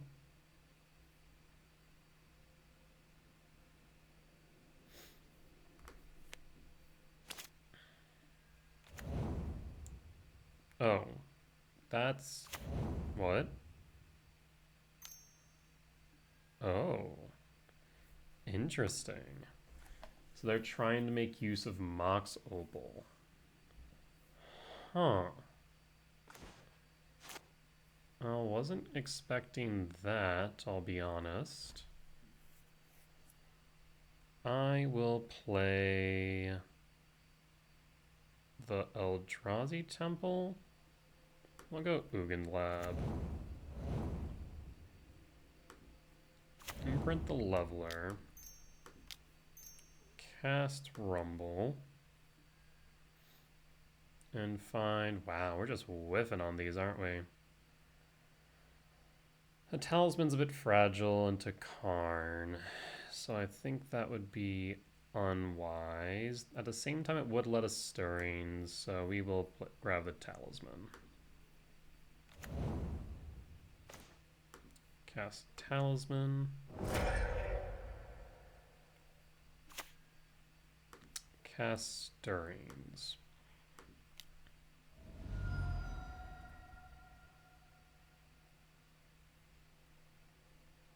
We have 2 types in yard.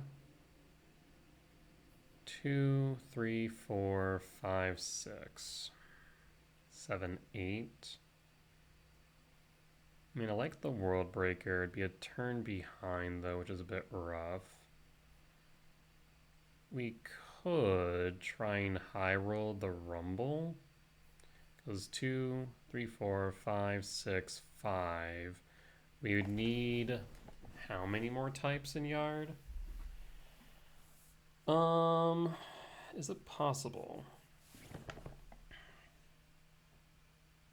So yeah, we'd have 1, 2, 3, 4, 5, 6, so 5.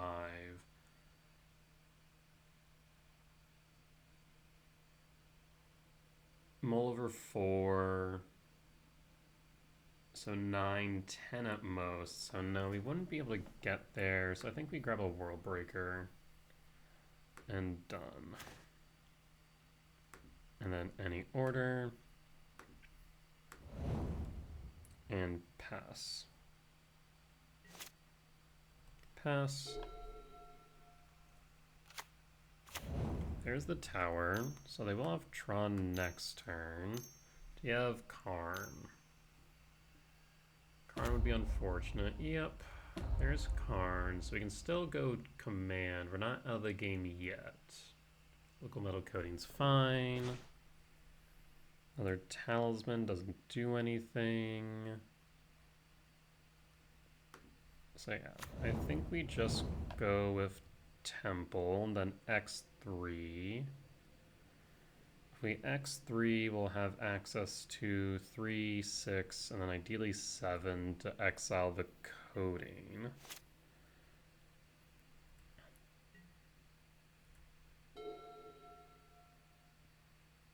So we're not out of the game yet. Should probably expedition map here. Yep.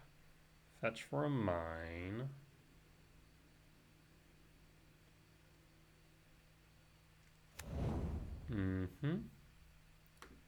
That all makes sense to me. Then play the coding. Yep. And then you'll activate coding targeting lab.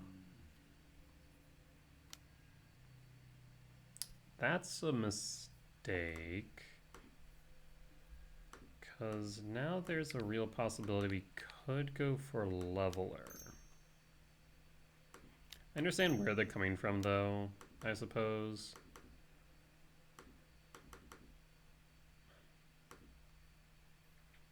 X3.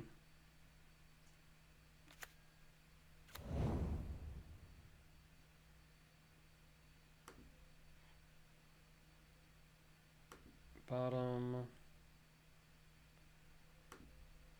Top, top. And in retrospect, I guess I should have played that a bit differently. I should have probably waited until after they attempted a phase change. Yep, that's fine. So, okay, no EE. That was my kind of concern there. Null Drifter evoked. That's okay.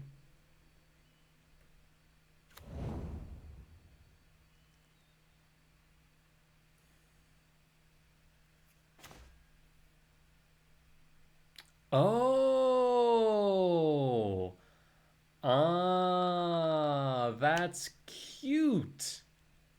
I like it. I hate it, but I like it.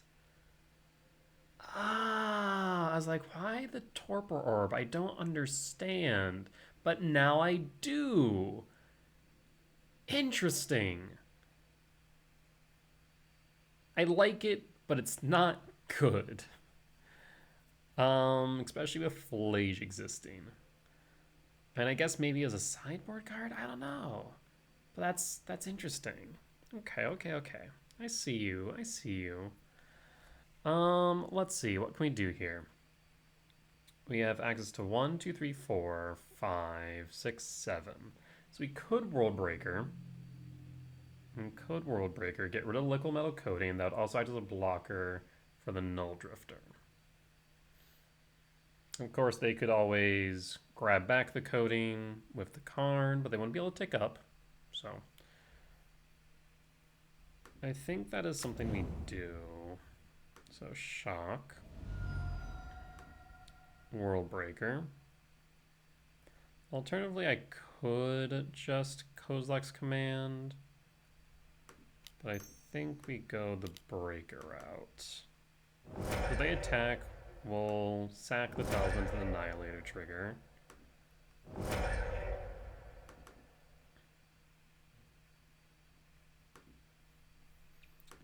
Let's get rid of Coding and pass. So like I said, they can grab it back, but they can't attack. They need to hold blockers back. We have Karn.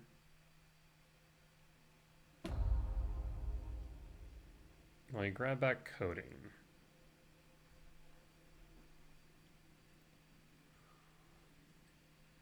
That's fine. Not the end of the world, but fine.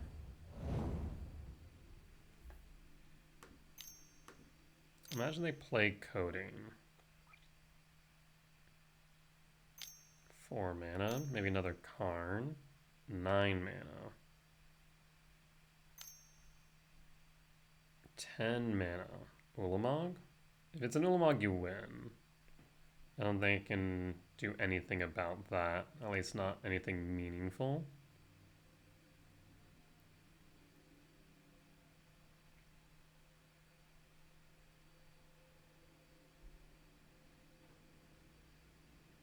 Let's see it. Is it an Ulamog? Or is it a big Kozilek's Command? Oh, okay. Not ideal, but fine, right?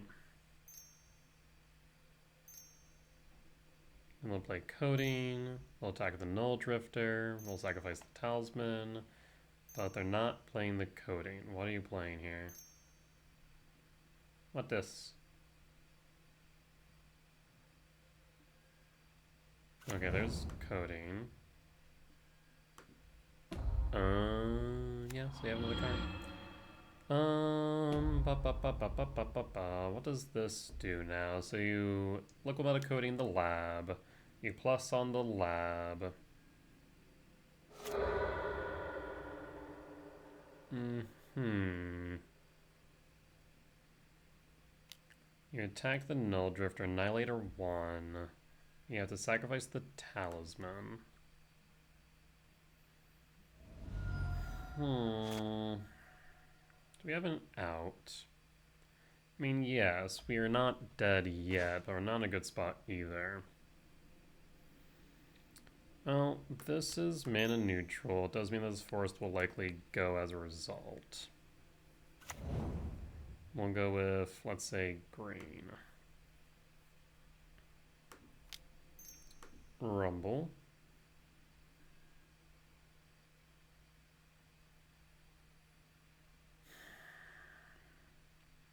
The lab's not doing anything right now, so I think we go Stomping Ground tapped. Just to try and stay in it. It'll be 1, 2, 3. We'll need another land for Karn. The problem is they're also going to attack with Null Drifter, so it's actually 2 permanents a turn. Yeah, I think actually in retrospect we have nothing. We got nothing. Yeah, you got it. No reason to belabor that.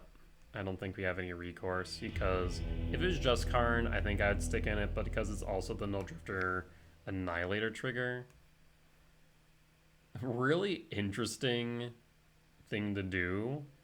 I don't think it's right in the slightest. but I respect it.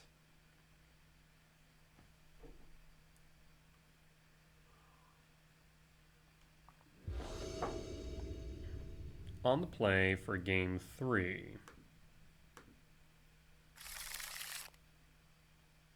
Mulligan. Keep.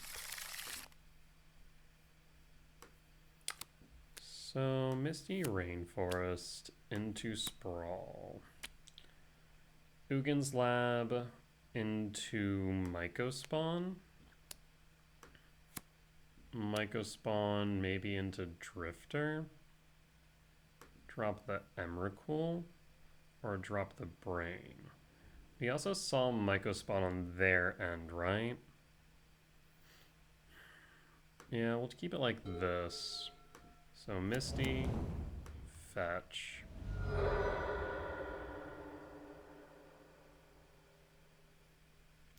Forest, Utopia Sprawl on blue, and pass. And pass.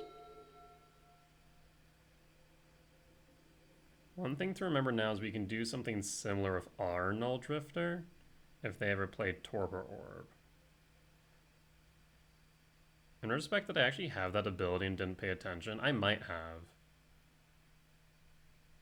I probably didn't think of anything about it because I'm like, oh, Torpor Orb, what the hell is that doing? It's all cast triggers, not thinking about the evoke. Huh. Yeah, I may have actually misplayed in game 2 now that I think about it. Oh, fascinating. I think I was just kind of caught off guard of like, well, why the hell is this here?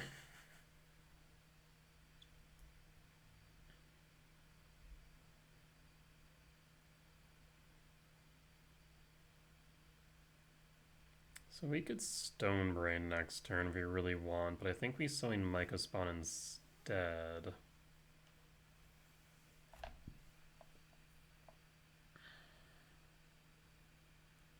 Because turn 1 they do what? I mean, I guess if they Ugin Lab Talisman, then maybe we Stonebrain for Karn.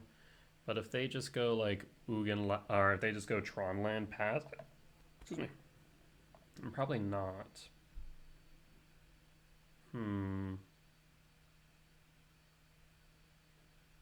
think our opponent may have stepped away from their keyboard. So I think we'll just pause there and we'll return once they have also. Alright, and we are back. Double Mycospawn. Well, you know what we're gonna do. Imprint. Mycospawn number 1.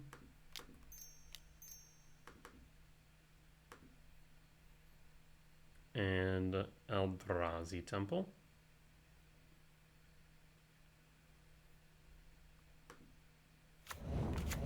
And pass. And pass.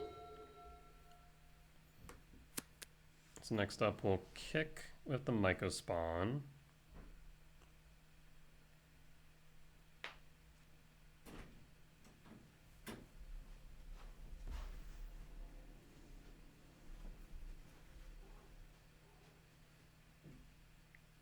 Do you have Tron, friend? That is the question. I guess like the worst case scenario would be if they have natural Tron. We could theoretically work around that if we just go Stonebrain, name the 3rd Tron piece, right?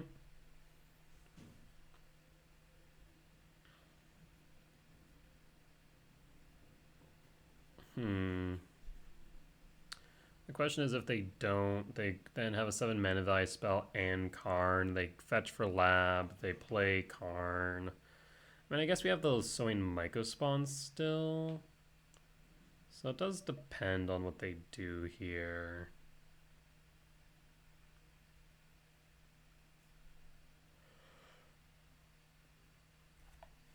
Opponent's thinking pretty hard. I feel like they might be just a wee bit distracted. Maybe they're duo queuing. That is a real possibility. So So again, we'll be back once our opponent's done something. Alright, opponent's back. They're gonna use the map to fetch, grabbing a mine. Well, that's interesting. So we have 2, 4, 6. I mean, we can do a few things, right? We could just get rid of the mine here of Stone Brain. Yeah, we'll just do that.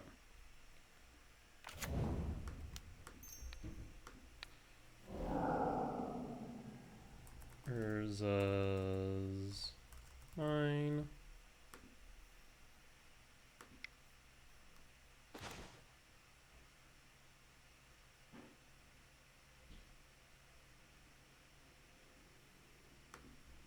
Alright, so we get rid of mine. Yeah, I think that was the right choice here, because now they're kind of bricked. Ugin's Binding, fascinating, consigned to memory. Elder Deep Fiend, what the fresh hell am I seeing? This is such a fascinating Eldrazi Tron build, what the hell? Alright, are those mine? Select, please. Once again, I really wish it would tell me how many I've selected. Alright, that's 4. Oh, this is such a fascinating deck. I love it. Don't think it has any staying power, but I love it. I'll attack with Sign Mycospawn and pass. Alright, well, on to you, opponent.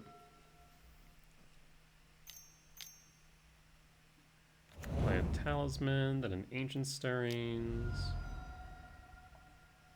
Yep.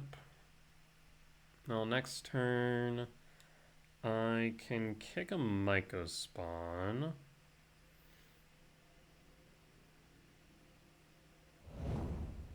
On a power plant, plays the power plant, plays the map. So in that case, actually, we're going to play Karn, so shifting woodland. So 2, 4, 6, we'd be short. So yes, we'll play Karn the Great Creator. And then Liquid Metal Coating.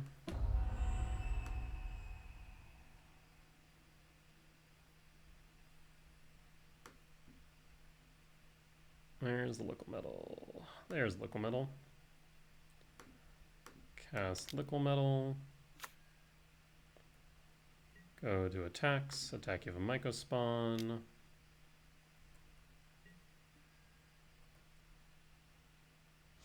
Go to upkeep, and I guess target the tower. Pass.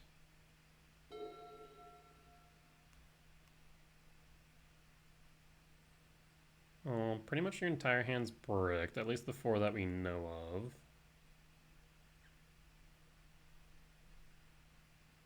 I'm going to strip 2 cards next turn, and looks like opponent will concede. Alright, good stuff. Well, on that point, we'll be back for round 6. Alright, and we are back for match, or rather round 6, on the draw for game 1 against that guy, Champ. And based on this, we got no information, so once again, going in blind. This hand is not keepable. Hand's not much better. And we can keep this one, actually. So we want to go Temple. So we could actually do a few things, right? We could go Temple, pass, Birthing Pool, Shock, Rumble, Temple. The thing is we need to dump Lab and then dump Karn. I think this makes sense. We'll do it this way. Good luck, have fun. Alright. And we'll pass. So this gives us some options here. Looks like it might be energy, so this command might be the correct play. Godless Shrine could be Orzhov mid-range. Thoughtseize Well, I'm now glad that we chose Rumble Command, because if they take Command, then we'll Rumble. Taking the Command is correct, in my opinion. Devourer. Well, I will go... I mean, we could go Breeding Pool, tapped, pass. Is there a benefit to not? We could draw into another command.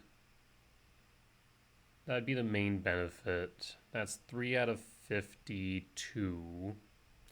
Odds aren't great, but the odds are there. So we'll play the Temple Pass. And pass. If it is Orzhov mid-range, they could have a white Orchid Phantom. Let it Strand, fetch. Steam Vents. Okay, so this is 4C. 4C creativity? Question mark?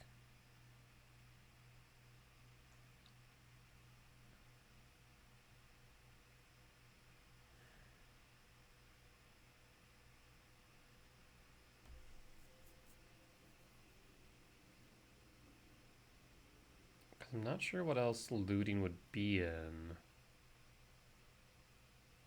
Yeah, but why blue?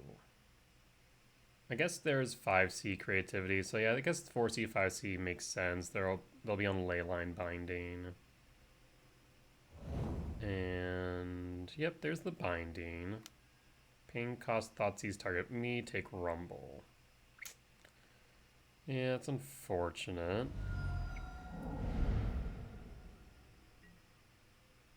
Alright. So we need to draw into some action here. Ugin's Lab. So we could Ugin's Lab that at the very least insulates the Devourer. So that way they can't Thoughtseize it or force us to pitch it. So we can pass. And hold up the ability to respond on the off chance they have something to interact with my lands. Psychic Frog. Goryos? Okay, so this could be 4C Goryos. Utopia Sprawl. Well, I will go Breeding Pool. I'll Shock. I'll Utopia Sprawl, targeting Breeding Pool, and cast it, and name Red. I'll pass 1, 2, 3, 4, 5, 6, 7. Pause on end step, but let me do the smart thing and hold up the ability to respond in case of the off chance they have something that can interact with the lab, right? So at the very least, the frog should be dead. Is the frog going to be my biggest concern here if it's Goryos? I haven't had a good record against Goryos, to be honest.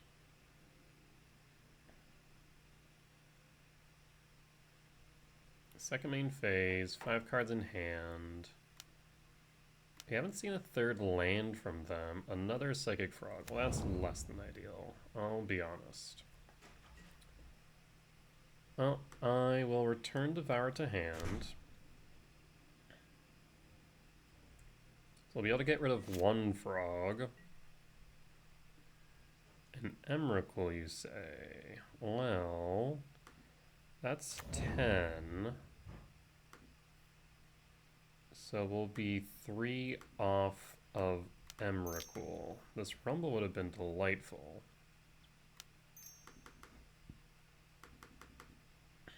Now if they destroy the Devour, we'll be 1 Temple off. But I don't think they'll be able to destroy it. I think they will instead simply exile it with a Binding, most likely. We'll pass.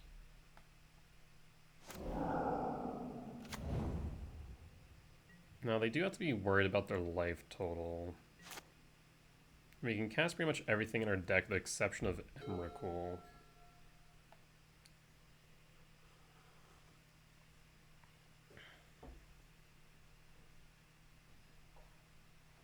What would be the best thing for us to draw here? I mean, I guess another Devourer would deal to Psychic Frog. A World Breaker would also be able to block the Frog when floated. Malevolent Rumble could be okay, though I'd be a little bit concerned about a Force. Karn would be okay. They did pitch a Troxa, so that's a bit concerning. Now they could Goryo's it, but they wouldn't be able to Goryo's and Flicker. Though they could Goryo's it on end step. Philology Archaeologist. Okay. Well, there's a Thoughtseize, there's a Flare of Denial. Imagine they take the Flare. Yep, makes sense.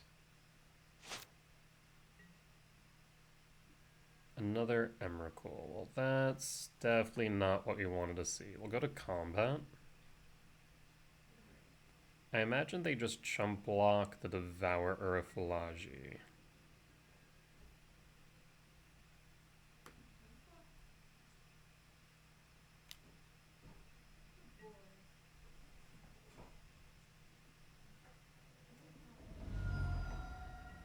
Even a land would get us to 12. We'd still be one off on the Emrakul, and that Flare of Denial is a bit frustrating.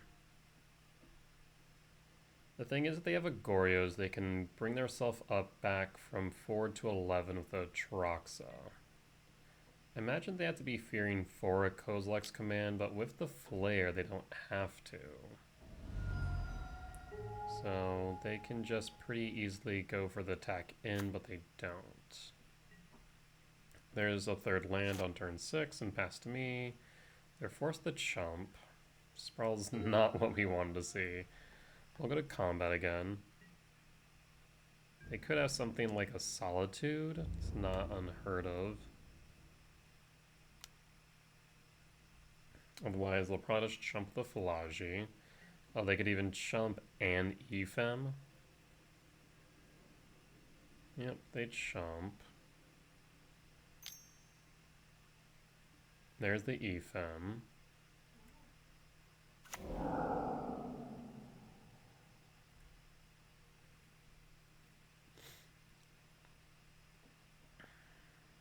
Hits Goryo's.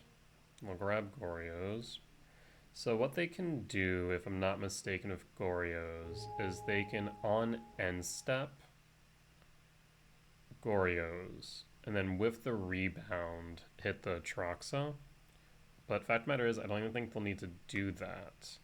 And the reason for that being is that they will be able to just pitch enough cards with Psychic Frog to win. And I think they just win here. The Troxa 7, Psychic Frog 9, pitch 6, up to 15, that's lethal. So yeah, they win. Yep, that's a GG's. Let's make sure that they see the line. They choose Grizzleband, Faithless Looting, and Polluted Delta.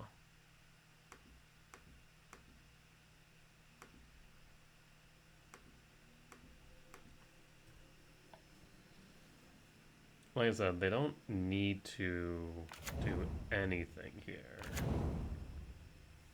Oh, so they did Efem it? Oh, they Efem the Philology. Okay.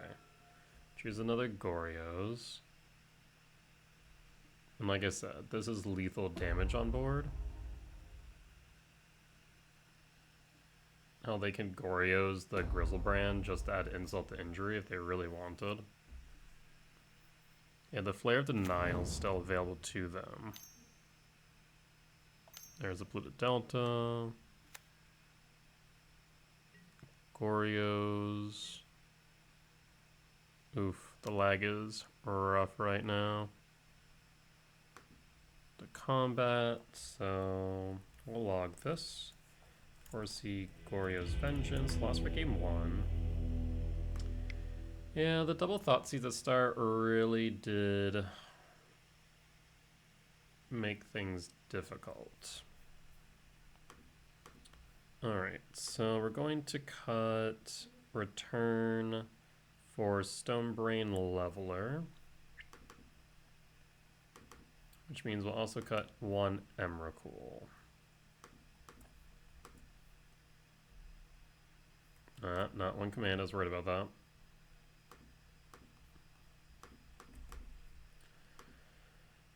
Alright, 60 cards should be perfect.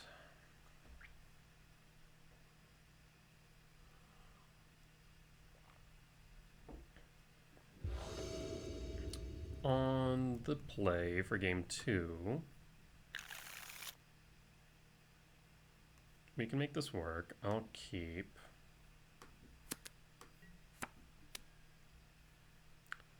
So Stomping Grounds, Shock, Utopia Sprawl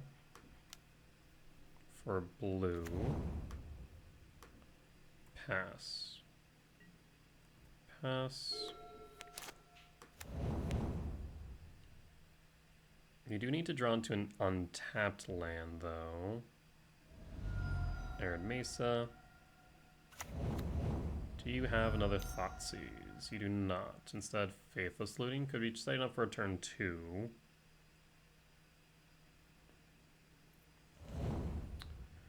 In that case, we do need to actually delay things and go with a Jukabog.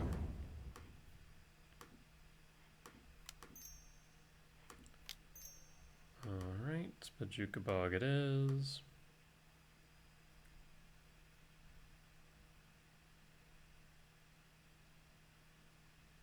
And Bajukabog. Jukabog use. No turn to Atraxa. And pass. Next turn we can continue the ramp with Talisman and Null Drifter. There's a Froge. Draw command. Do we play around a force is the question. So we'll play Talisman. Commercial District. 1, 2, 3, 4, 5, 6, 7. Ooh, Sanctum of Ugin's interesting. Put that on top.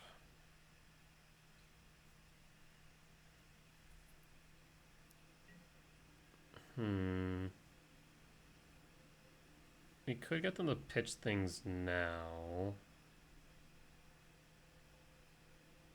They'd have to pitch 2.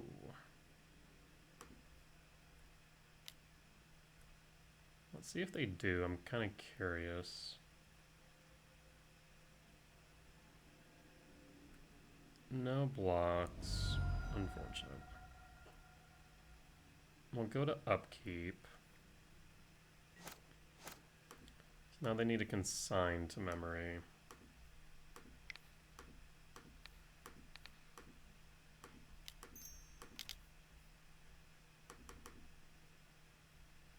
Done. And pass. There's the consign. I could still have the Goryos.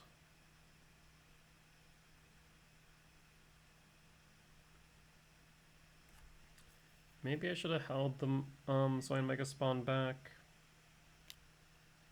Yeah, most likely, so they wouldn't draw one.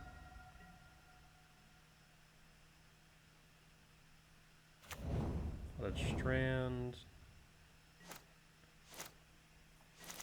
Sanctum of Ugin. World Breaker.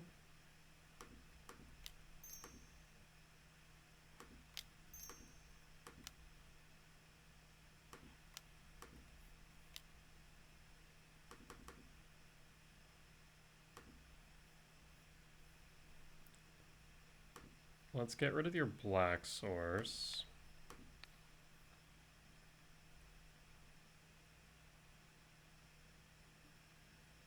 Do you have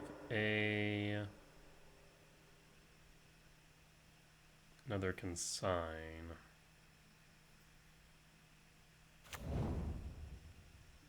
Steam vent seems likely.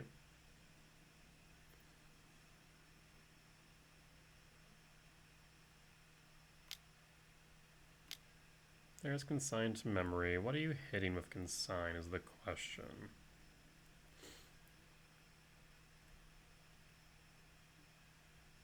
Imagine the World Breaker body, the trigger. 1, 2, 3, 4, 5, 6, 7. So we could go for another World Breaker. That's a thought. 3, 4, 5, 6, 7, 8, 9, 10. 11.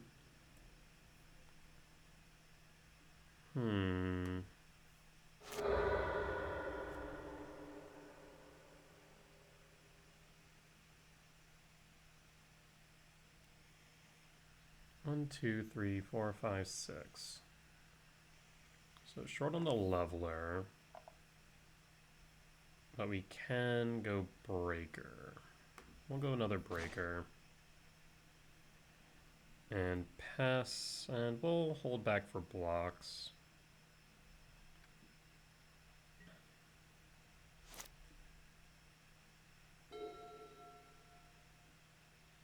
Two consign was a little bit unfortunate. Faithless looting.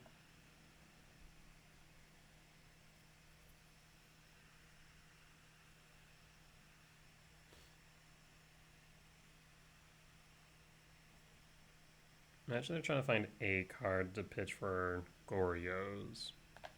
Because we did get rid of that Atraxa early of the bog.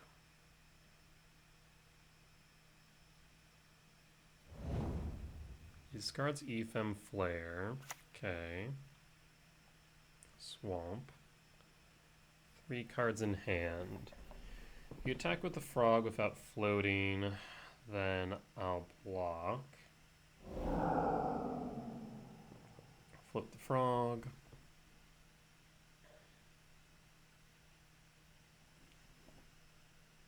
Yeah, in retrospect, I probably should have floated or should have attacked when they didn't have the ability to float the frog earlier, and then should have attacked here instead, knowing that they could float the frog.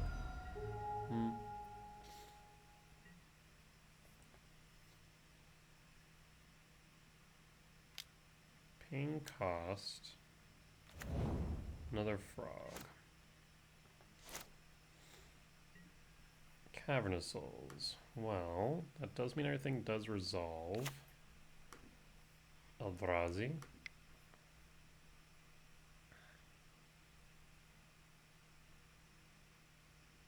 World Breaker or Null Drifter? I think World Breaker. 1, 2, 3, 4, 5, 6, and to play it safe. 7.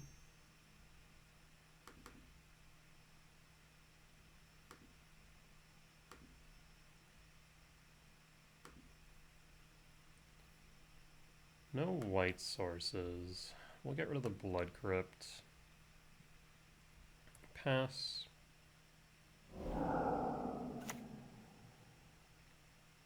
And no attacks. They can float one, but not both. And we have reach. Now they could have Leyline Binding, but they need a white source for that.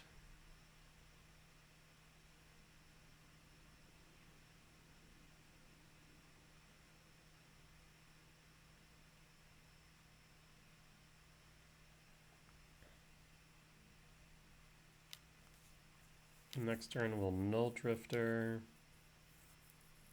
Faithless Looting, Flashback. Pitches Goryos, pitches Grizzlebrand. Why do that unless you have another Goryos? So that's a bit frightening, not gonna lie. So we need to get rid of that Grizzlebrand. That's not it. 1, 2, 3, 1, 2, 3, 4, 5. Yeah, that's not gonna cut it. So 1, 2, 3, 4, 5, 6, 7. I guess there's a thought to evoking this, actually. Let's evoke it. So we can go blue, bog, though maybe, yeah, we'll do that. So evoke the Null Drifter. I'd have liked to cast it, but I think evoking it is correct. 4, 5, 6, 7, 8, 9, 10. We're short. Forest. Talisman. So 4, 5, 6, 7, 8, 9, 10, 11, 12, 13, 14. We'll pass. I imagine they will grab Grizzlebrand.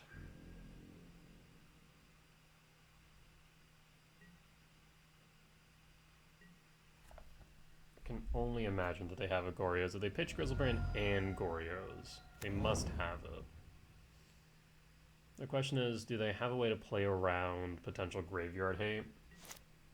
Now, that could be problematic. That's Shadowy Backstreet. For 2 mana, they can exile the Worldbreaker, right?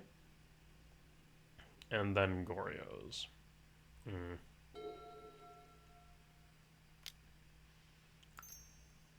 Well, let's see the Goryos.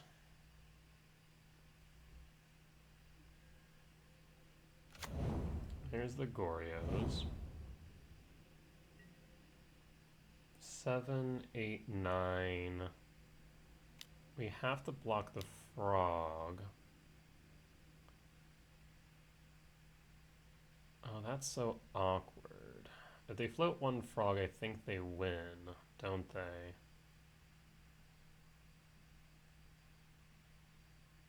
Okay, they can only float 1. And they float the second.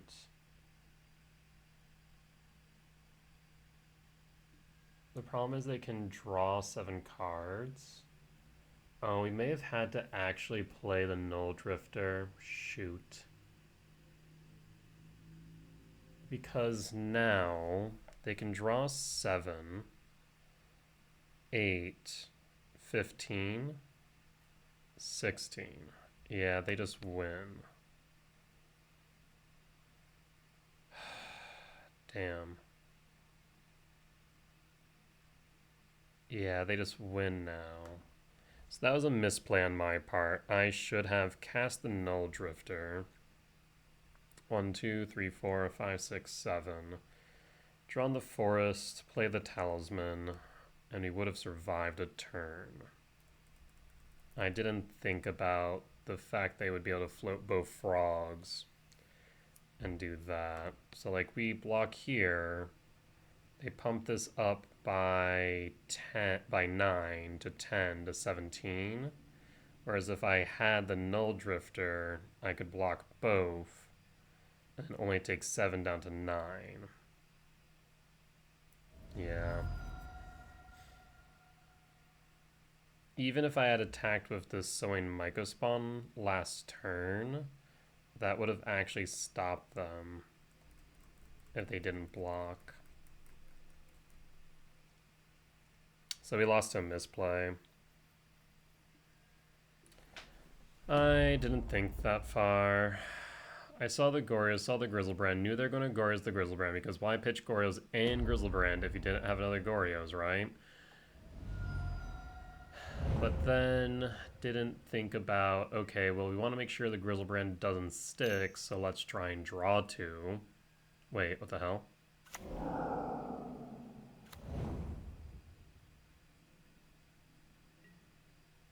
Sorry, dial-up noises are happening? Why am I alive?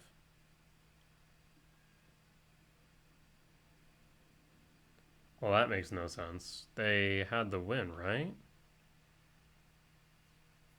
Am I crazy? I feel like I'm crazy. Maybe they thought that I had a way to exile the frog. Oh, 9 mana. Let's go for it. 4, 5, 6, 7, 8, 9.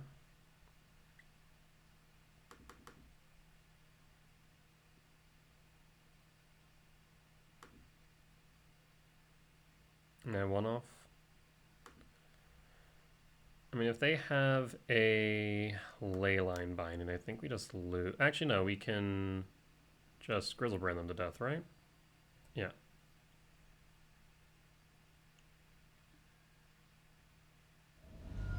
Draw 7 cards. They're looking for a consign, I think.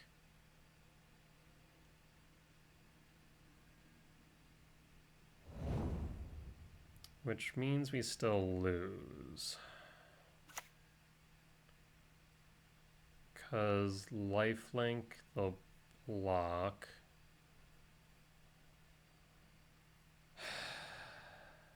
I mean, so a couple things, right? If we had Null Drifter, would it make a difference? I mean, we would have blocked last turn. We should have died. That's a matter of fact. Huh. So attacking here does nothing. They gain 7 up to 10. They'll take 3 down to 7, right? So no blocks.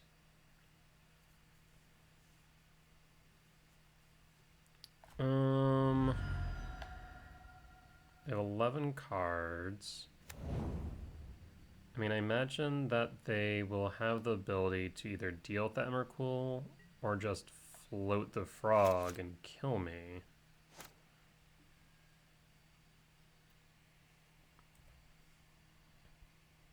There's no reason to EFM. We can block 2 frogs, but they can pitch 11 cards. And they know we have no way to interact with the frog in a meaningful way. Yeah. So the game's just over. It doesn't matter. If we had the Null Drifter, we would have blocked both frogs. They would have forced them to pitch their hand. Like I said, I should have been dead last turn. But I wasn't. Fascinating. Yeah, I guess they were just worried about interaction, which is fair.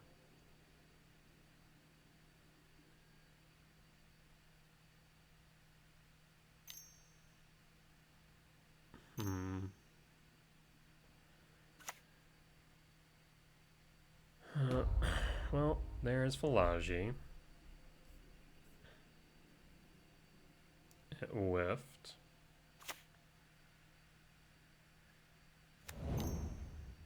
I mean, there's nothing to be worried about here. You float both frogs. And you win. Goryo's the Kiora. Okay. I'll make an 8/8, sure.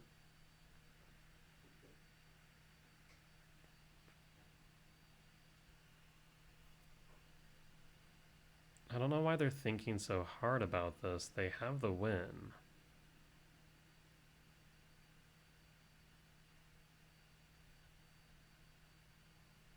One gains flying, number 2 gains flying. We can only block 2. Oh, actually, I guess they're not... They haven't won yet. Yeah, actually, in retrospect.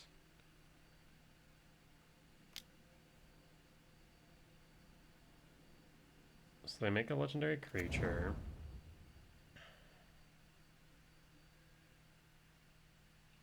We're forced to block and block. They can't outgrow the Emrakul. I'll block the Kiora. We're down to 1 now.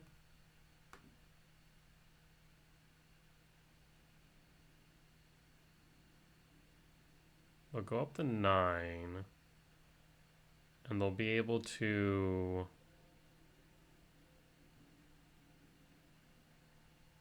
draw 7. Looking for a Leyline Binding.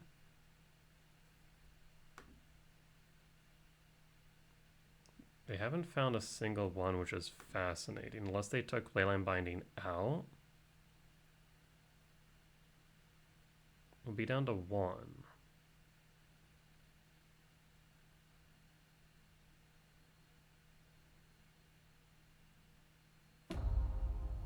Puts a +1/+1 counter on the frog. Prismatic Ending, yep. Another counter on our frogs. Worldbreaker dies. Down to 1. Emrakul's on board still.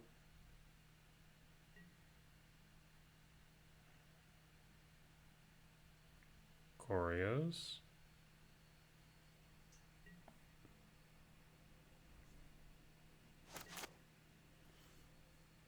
Untap, draw. How did we get this far?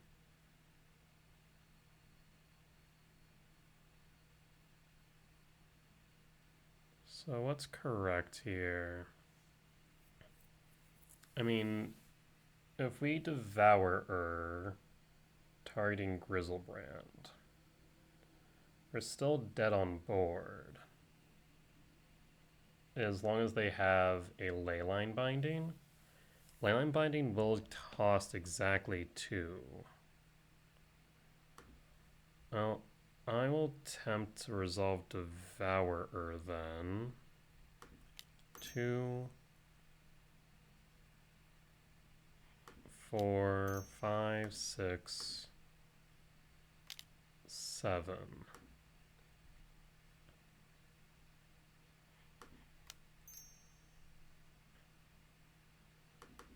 This forces them to at least Grizzlebrand now. But why would they...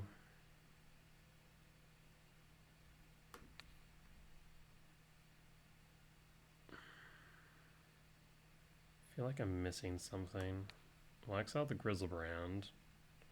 Is that they have the binding, but they could have done that on upkeep. We'd have no recourse.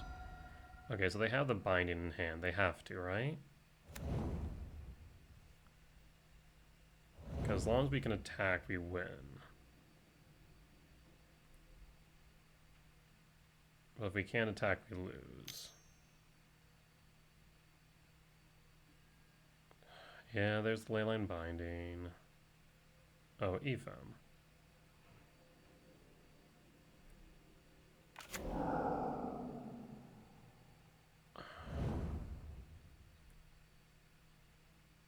Okay.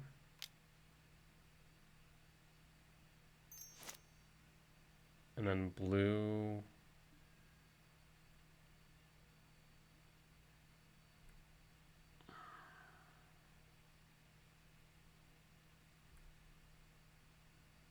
I mean, they'll take the 6 from Emrakul, but then gain 7, so they win. I'm pretty sure that's GG's. Yeah, I wasn't expecting the Ephem.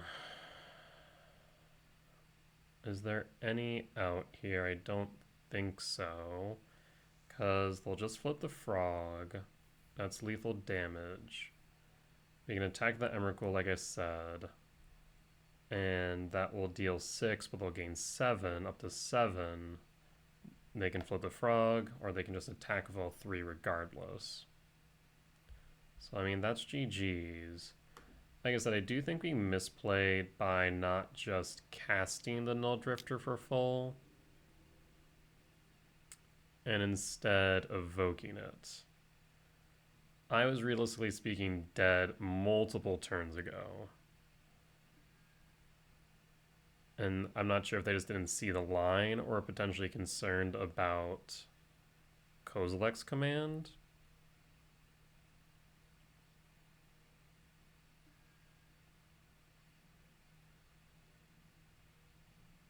Yep, 7 damage to Grizzlebrand. I have to assign lethal damage. Up to 7. And pass.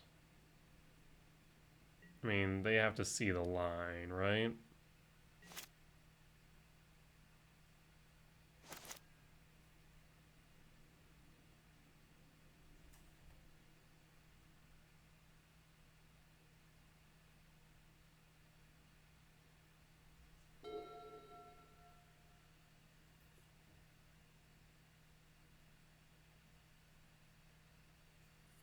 I'll just go to combat and GG's. Vote the frog just for safety's sake.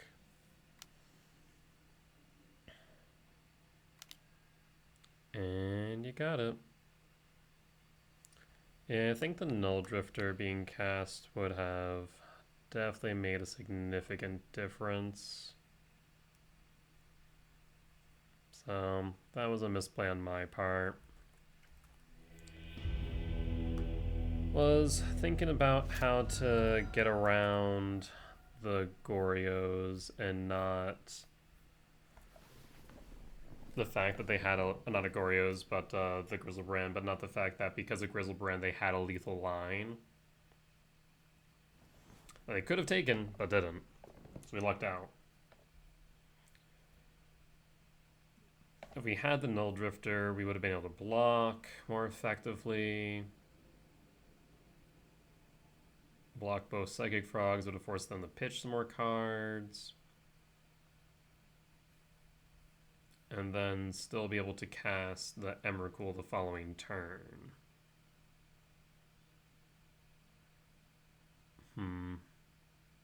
Yeah. It definitely would have made a difference. How much of a difference? I'm not sure, to be honest. That's actually an interesting point. I'm not sure how much difference it would have made, but that would have made a difference. Either ways, we made the mistake, and it did cost us, and that will be a loss. Our third loss, in fact. So, unfortunate, but not the end of the road. We'll play it out, and we'll be back for round 7. Alright, and we are back for round 7 on the play for game 1 against Denim Hero 19. That name sounds familiar. I want to say we played against them yesterday. No deck information, so blind on play. Excuse me. Keep this. And reveal Devourer. Devourer.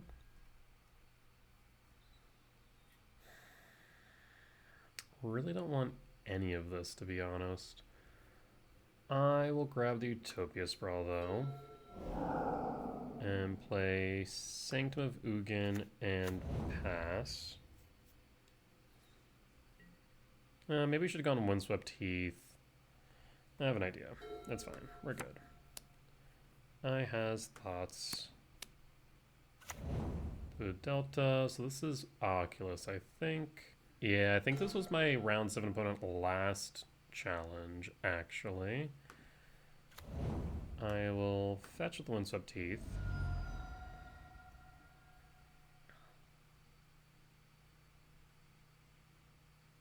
Grab a Forest. Talisman of Impulse. Does Talisman resolve, or will we be hit by a Spell Snare and or a Force?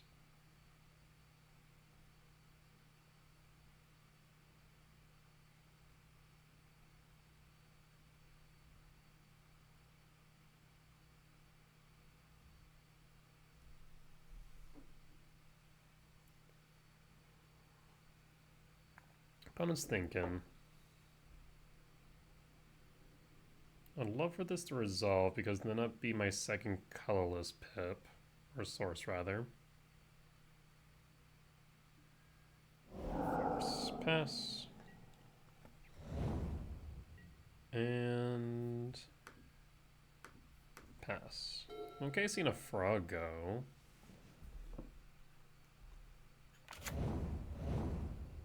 Polluted Delta.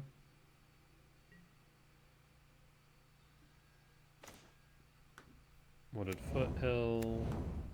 Fetch.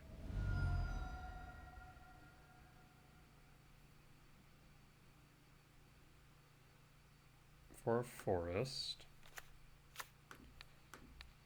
Utopia Sprawl.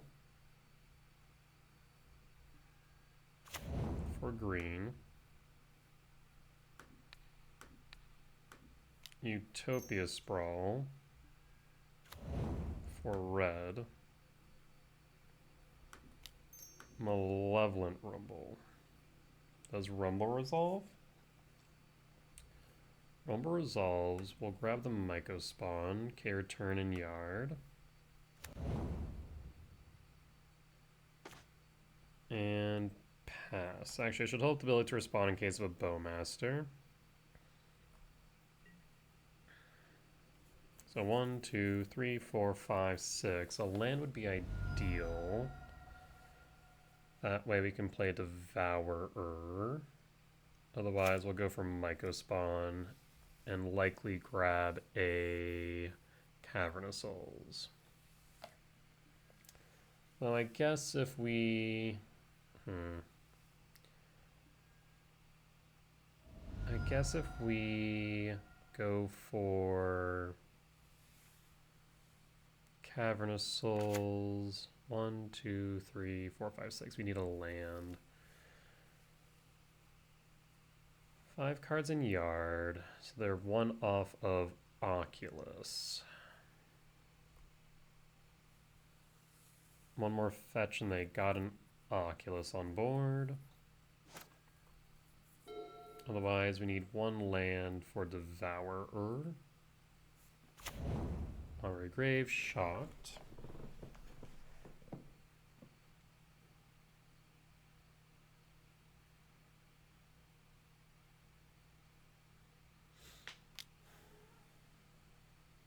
Tapped. Okay, so they're holding up a counter spell. If I had the wager, I guess. Otherwise, this could be a Murktide. It's a small one, though. If so, it'd be, what, a 5/5? Otherwise, maybe they have a Froge, but I'm going to say Murktide. Yep, Murktide as a 5/5. We pass.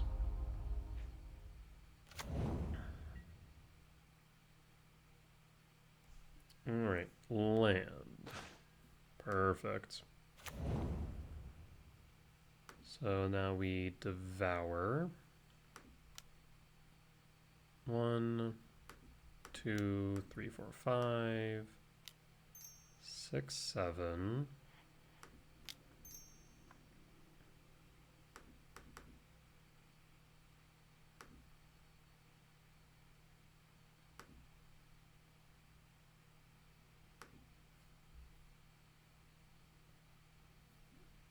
So we'll go return,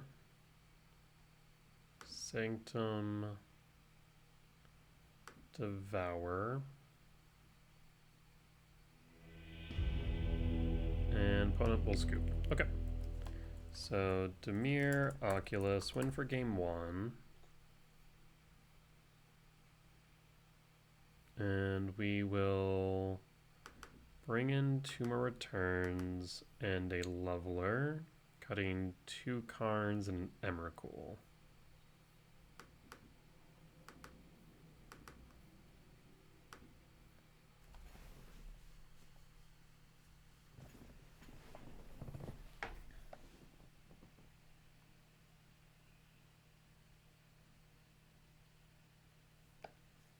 We'll of course bring in more Consigns, more Harbingers, maybe more Synchronous Stupors.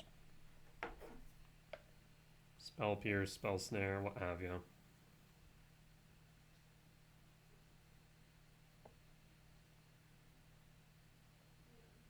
Other than that, I mean, it's our normal game plan. We just need to play around Graveyard.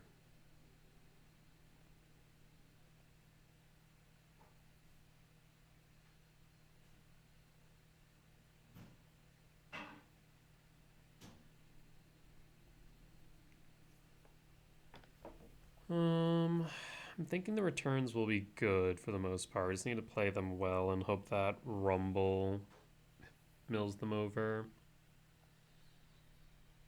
I will say not having Dismember this matchup for Harbinger feels wrong, but I think Return has performed better. We just need to make sure that we have a Talisman or a Utopia Sprawl in red.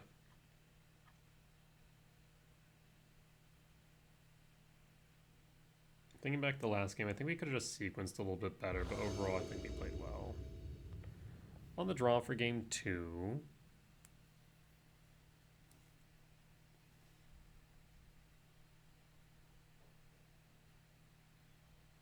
We can keep this. So we go Lab, Tuck Drifter, Talisman, Forest.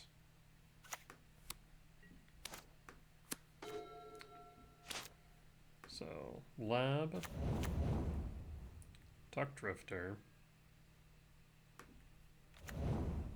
attempt to cast Talisman of Curiosity and pass. Spell Snare. Consign.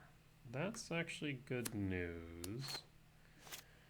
Question is, do we Rumble or try and command next turn? Holding up a counter spell. Emrakul.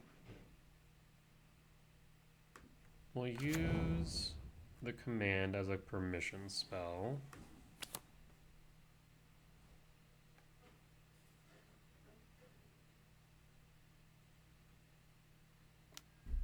Consider their options. Upwards of 3 in yard. That's 3. Okay.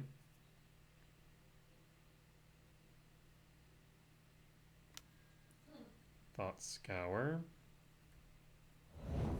That's 6.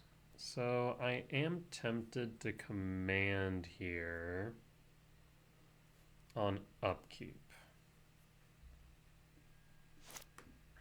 I will command X2 and get rid of these two.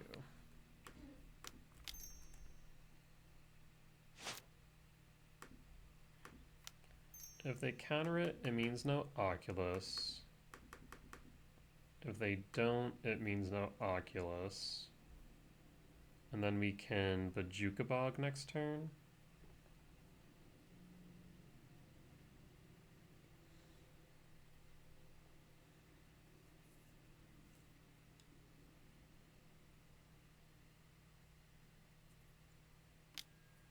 There's Spell Pierce. Okay. No and no. So we'll need a consign for the Sowing Myco spawn. Do you have a Froge? Nope, just gonna hold up a counter spell. So I'll go Sowing Myco spawn.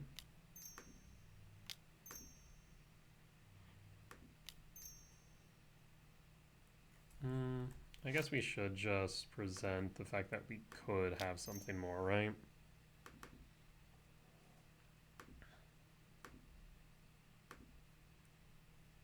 Do you have a consign to memory?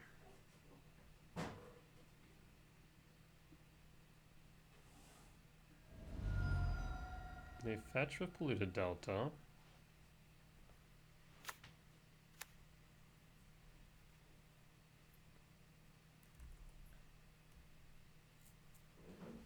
And counterspell. That is okay.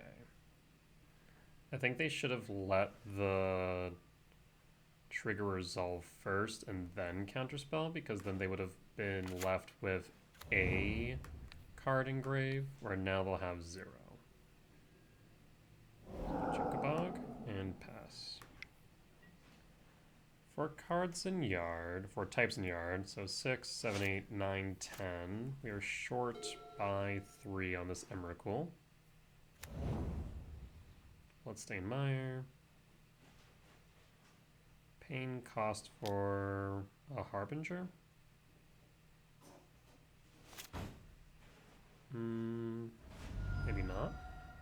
let's Dimir fetch. Maybe grabbing a basic swamp first before playing a Harbinger. Yep, that would make the most sense. That way they're not without a black source. Harbinger of the Seas, yep, to be expected. Null Drifter. Well, I'll start off with Malevolent Rumble.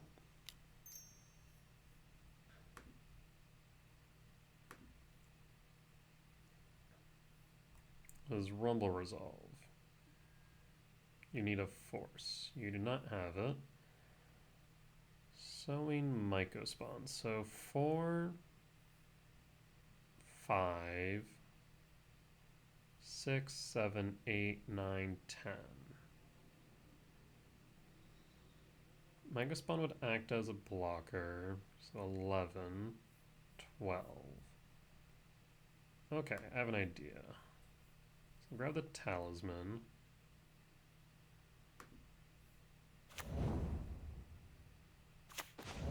So I have 5.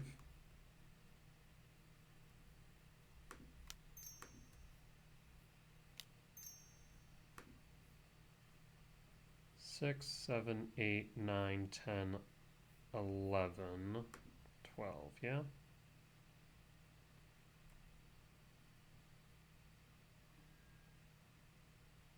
If you had the spell snare, you would have cast it earlier.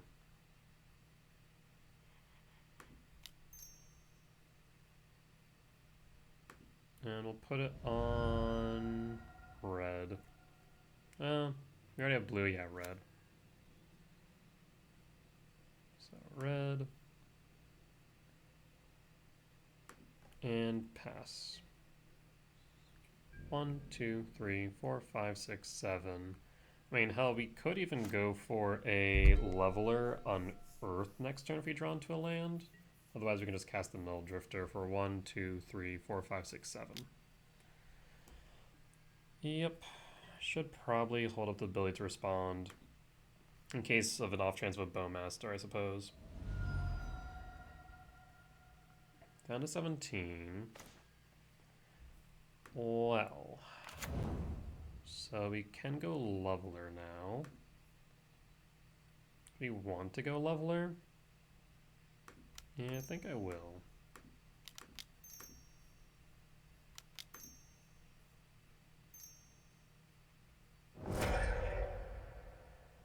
Alright. That should do it. 1, 2, 3, 4, 5, 6, 7. So even if they were to unearth the Harbinger, let's say, we can still then play a Null Drifter.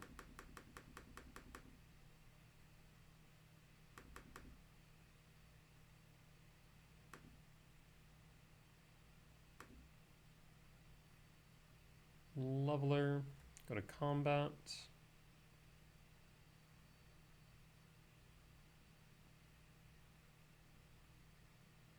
I guess a Cling to Dust would do it.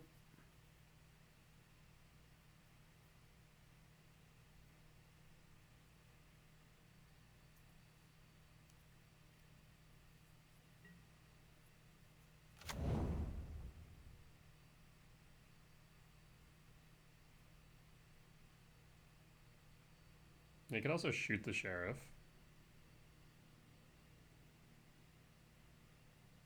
That's an option. Go to combat, attack, trigger target Harbinger. I'll take 8 down to 10. And that will now lift my lands as well. Perfect.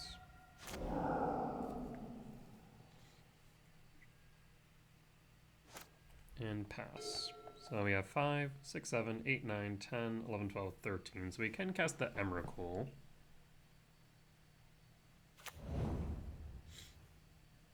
Watery Grave. And tapped.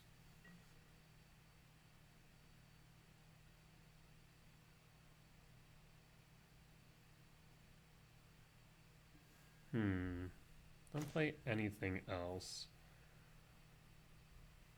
Well, this is mana neutral.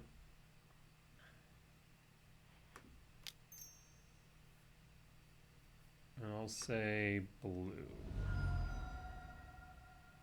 Does Utopia Sprawl resolve?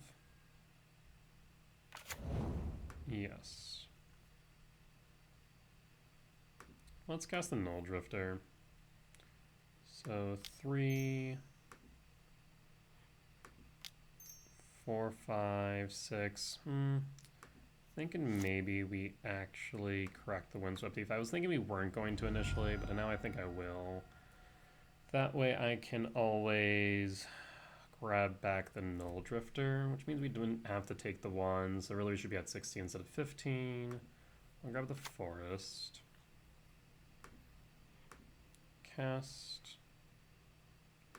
So 2, 7.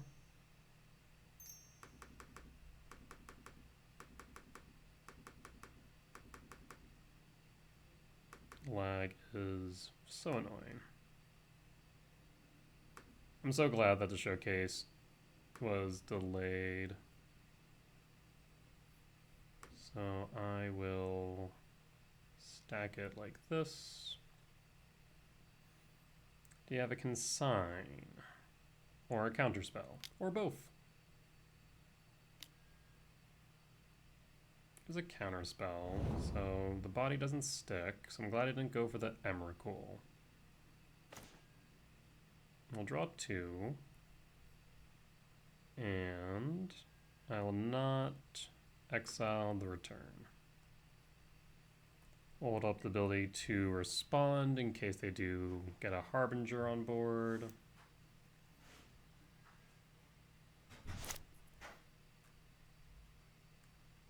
Six, 7, 8, 9, 10, 11, 12, 13. So we could do both.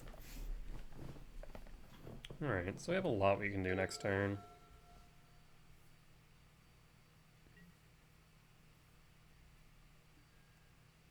Alright, they passed. Another Temple. Well, I'm going to try and resolve Malevolent Rumble. See if that gets countered.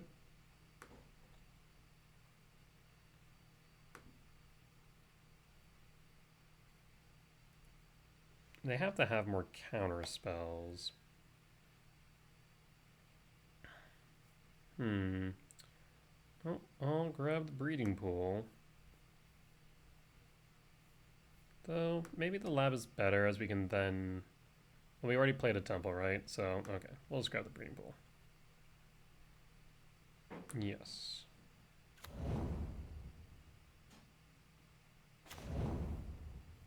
I'm going to return the Null Drift to the hand.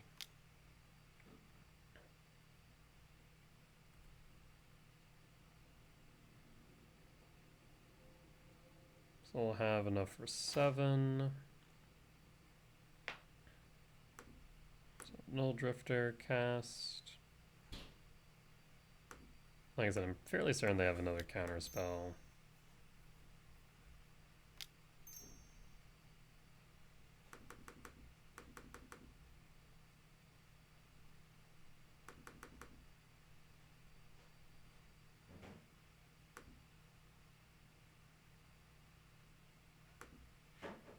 One action every 3 seconds. It's rough.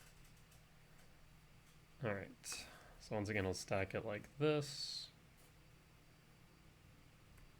Alright. We draw 2 cards.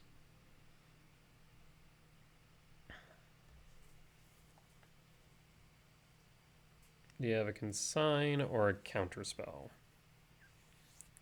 6, 7, 8, 9, 10, 11, 12, 13, 14, 15, 16. So even if they had another Harbinger, we can still cast this Emrakul or even the Devourer. So right now I'm just trying to outvalue them until they pretty much give up. But they're paying cost for something, so consign. We'll just pass them. Well, the Drifter and the body.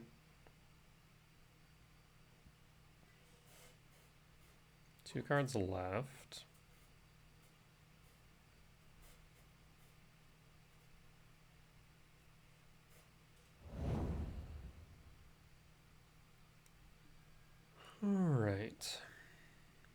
And no. And pass.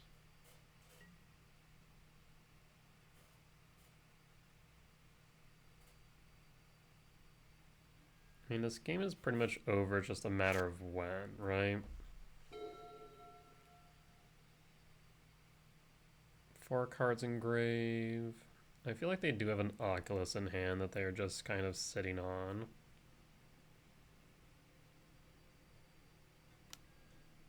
Unearth targeting Harbinger. Yes, that resolves.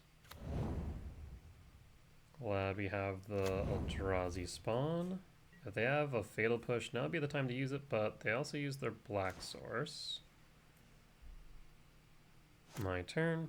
Well, let us cast an Ancient Stirrings. Does this resolve?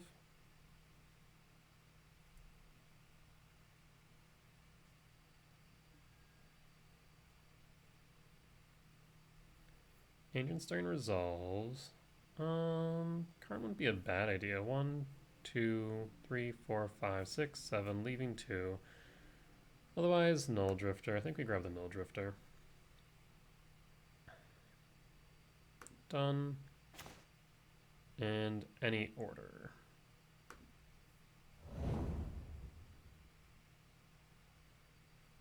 So I'll play the Breeding Pool.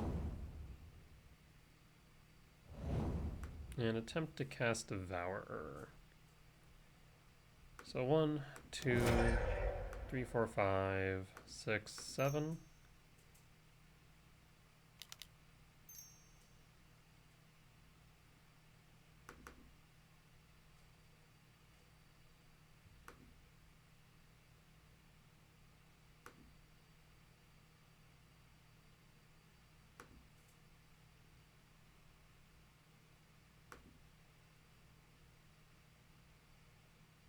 Yeah, it's like 3 to 5 seconds per action taken.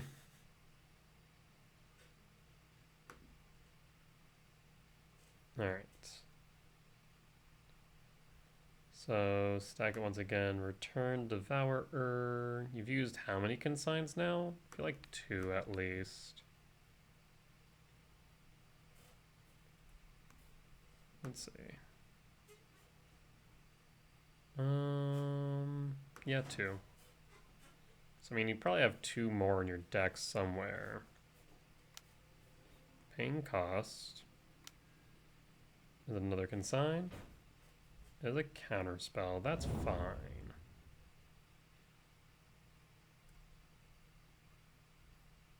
Harbinger is exiled. Leaves me a 5 mana.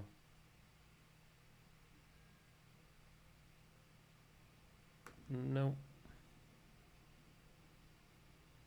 And we'll just pass. Alright, opponent. See what you got. You have 1 card left in hand, and you have... I'm going to say that we've bricked them on an Oculus this entire time.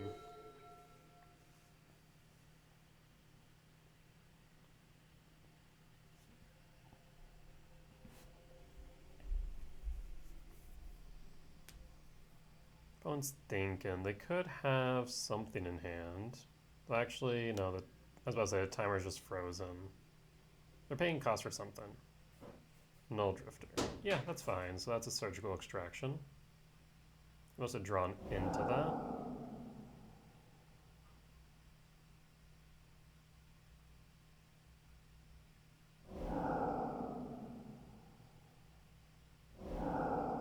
They saw the Emrakul though, so they're probably not thrilled by that thought prospect. Though it is unfortunate Null Drifter is gone.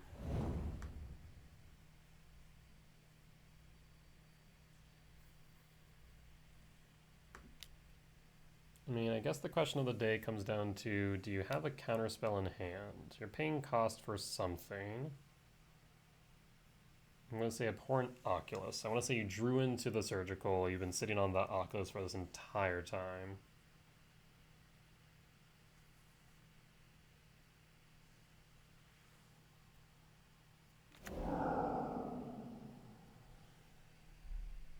There's the Oculus, as I had expected.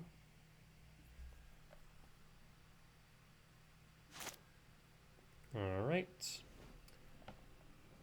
So we did a good job keeping the graveyard clean for that time.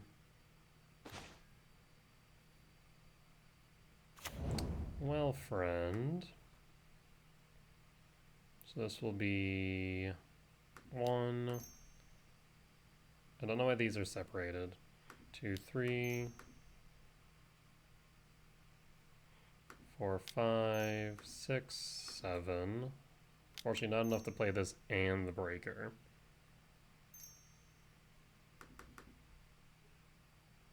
Am I off by 1? No, I'm correct.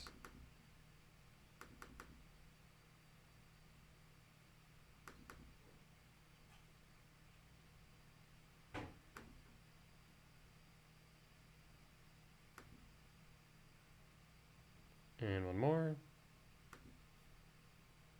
And Emrakul. I will trigger. Clear the board with return.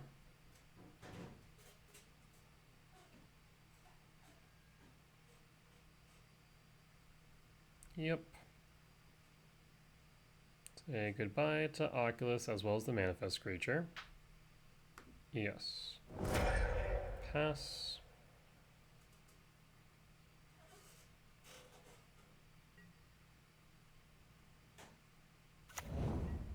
Alright, let's see what's in your hand. You'll draw 2 for what it's worth. So draw, unearth. Well, we can't be having that now, can we? That's just not allowed. We'll cycle that. Can actually use this Power Stone token, which is nice. You know, we need to be mana efficient even if we're playing on our opponent's turn.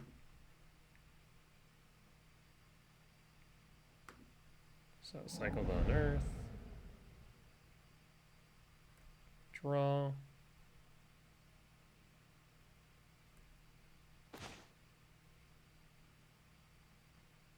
Consigned to memory, well, that's fine. We'll pass. And pass. And last but not least, you'll pass. Alright, I don't think my opponent has any outs here short of a Murktide in order to block. I'd get them 1 more turn.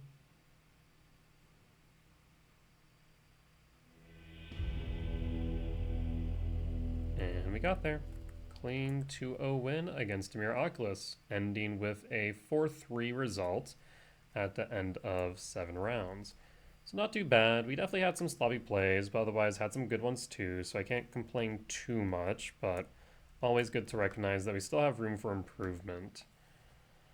As far as the end result's concerned, I mean, we're guaranteed not to be in the top 8, though I think we should have gotten ourselves in at least the top 32, though doubtful we'll be in the top 16. So, give and take there, grand scheme of things. Overall, deck's performing well. The additional Kozilek's returns are definitely noticeable. We're seeing them clearly more often, which in this case has been beneficial. So happy about that. The Ancient Stirrings have been nice too. I've been pleasantly surprised. I think going down 1 Karn, going down 1 return was correct. We'll get more data, however, to demonstrate that to be the case. But overall, pretty happy with the direction the deck's going. I think I, as a pilot, just need to perform a bit better. But with that being said, if you guys did enjoy today's video, please do consider hitting that like button. If you haven't already, comment down below as well if you saw any mistakes that I made, any lines I didn't mention, or just some general feedback. For as much as I hope that you learn from me in both my successes and my failures, I hope to learn from you all as well. And finally, if you aren't already, please do consider subscribing as we're getting closer and closer to our 500 subscriber goal. Once we reach 500 subscribers, we'll be able to start monetizing this channel and its videos, which will allow me to start saving up for a streaming PC so I can stream live on Twitch, as well as upload the VODs here on YouTube. With that being said, folks, thank you all for joining me today, and I will see you next time. Bye-bye!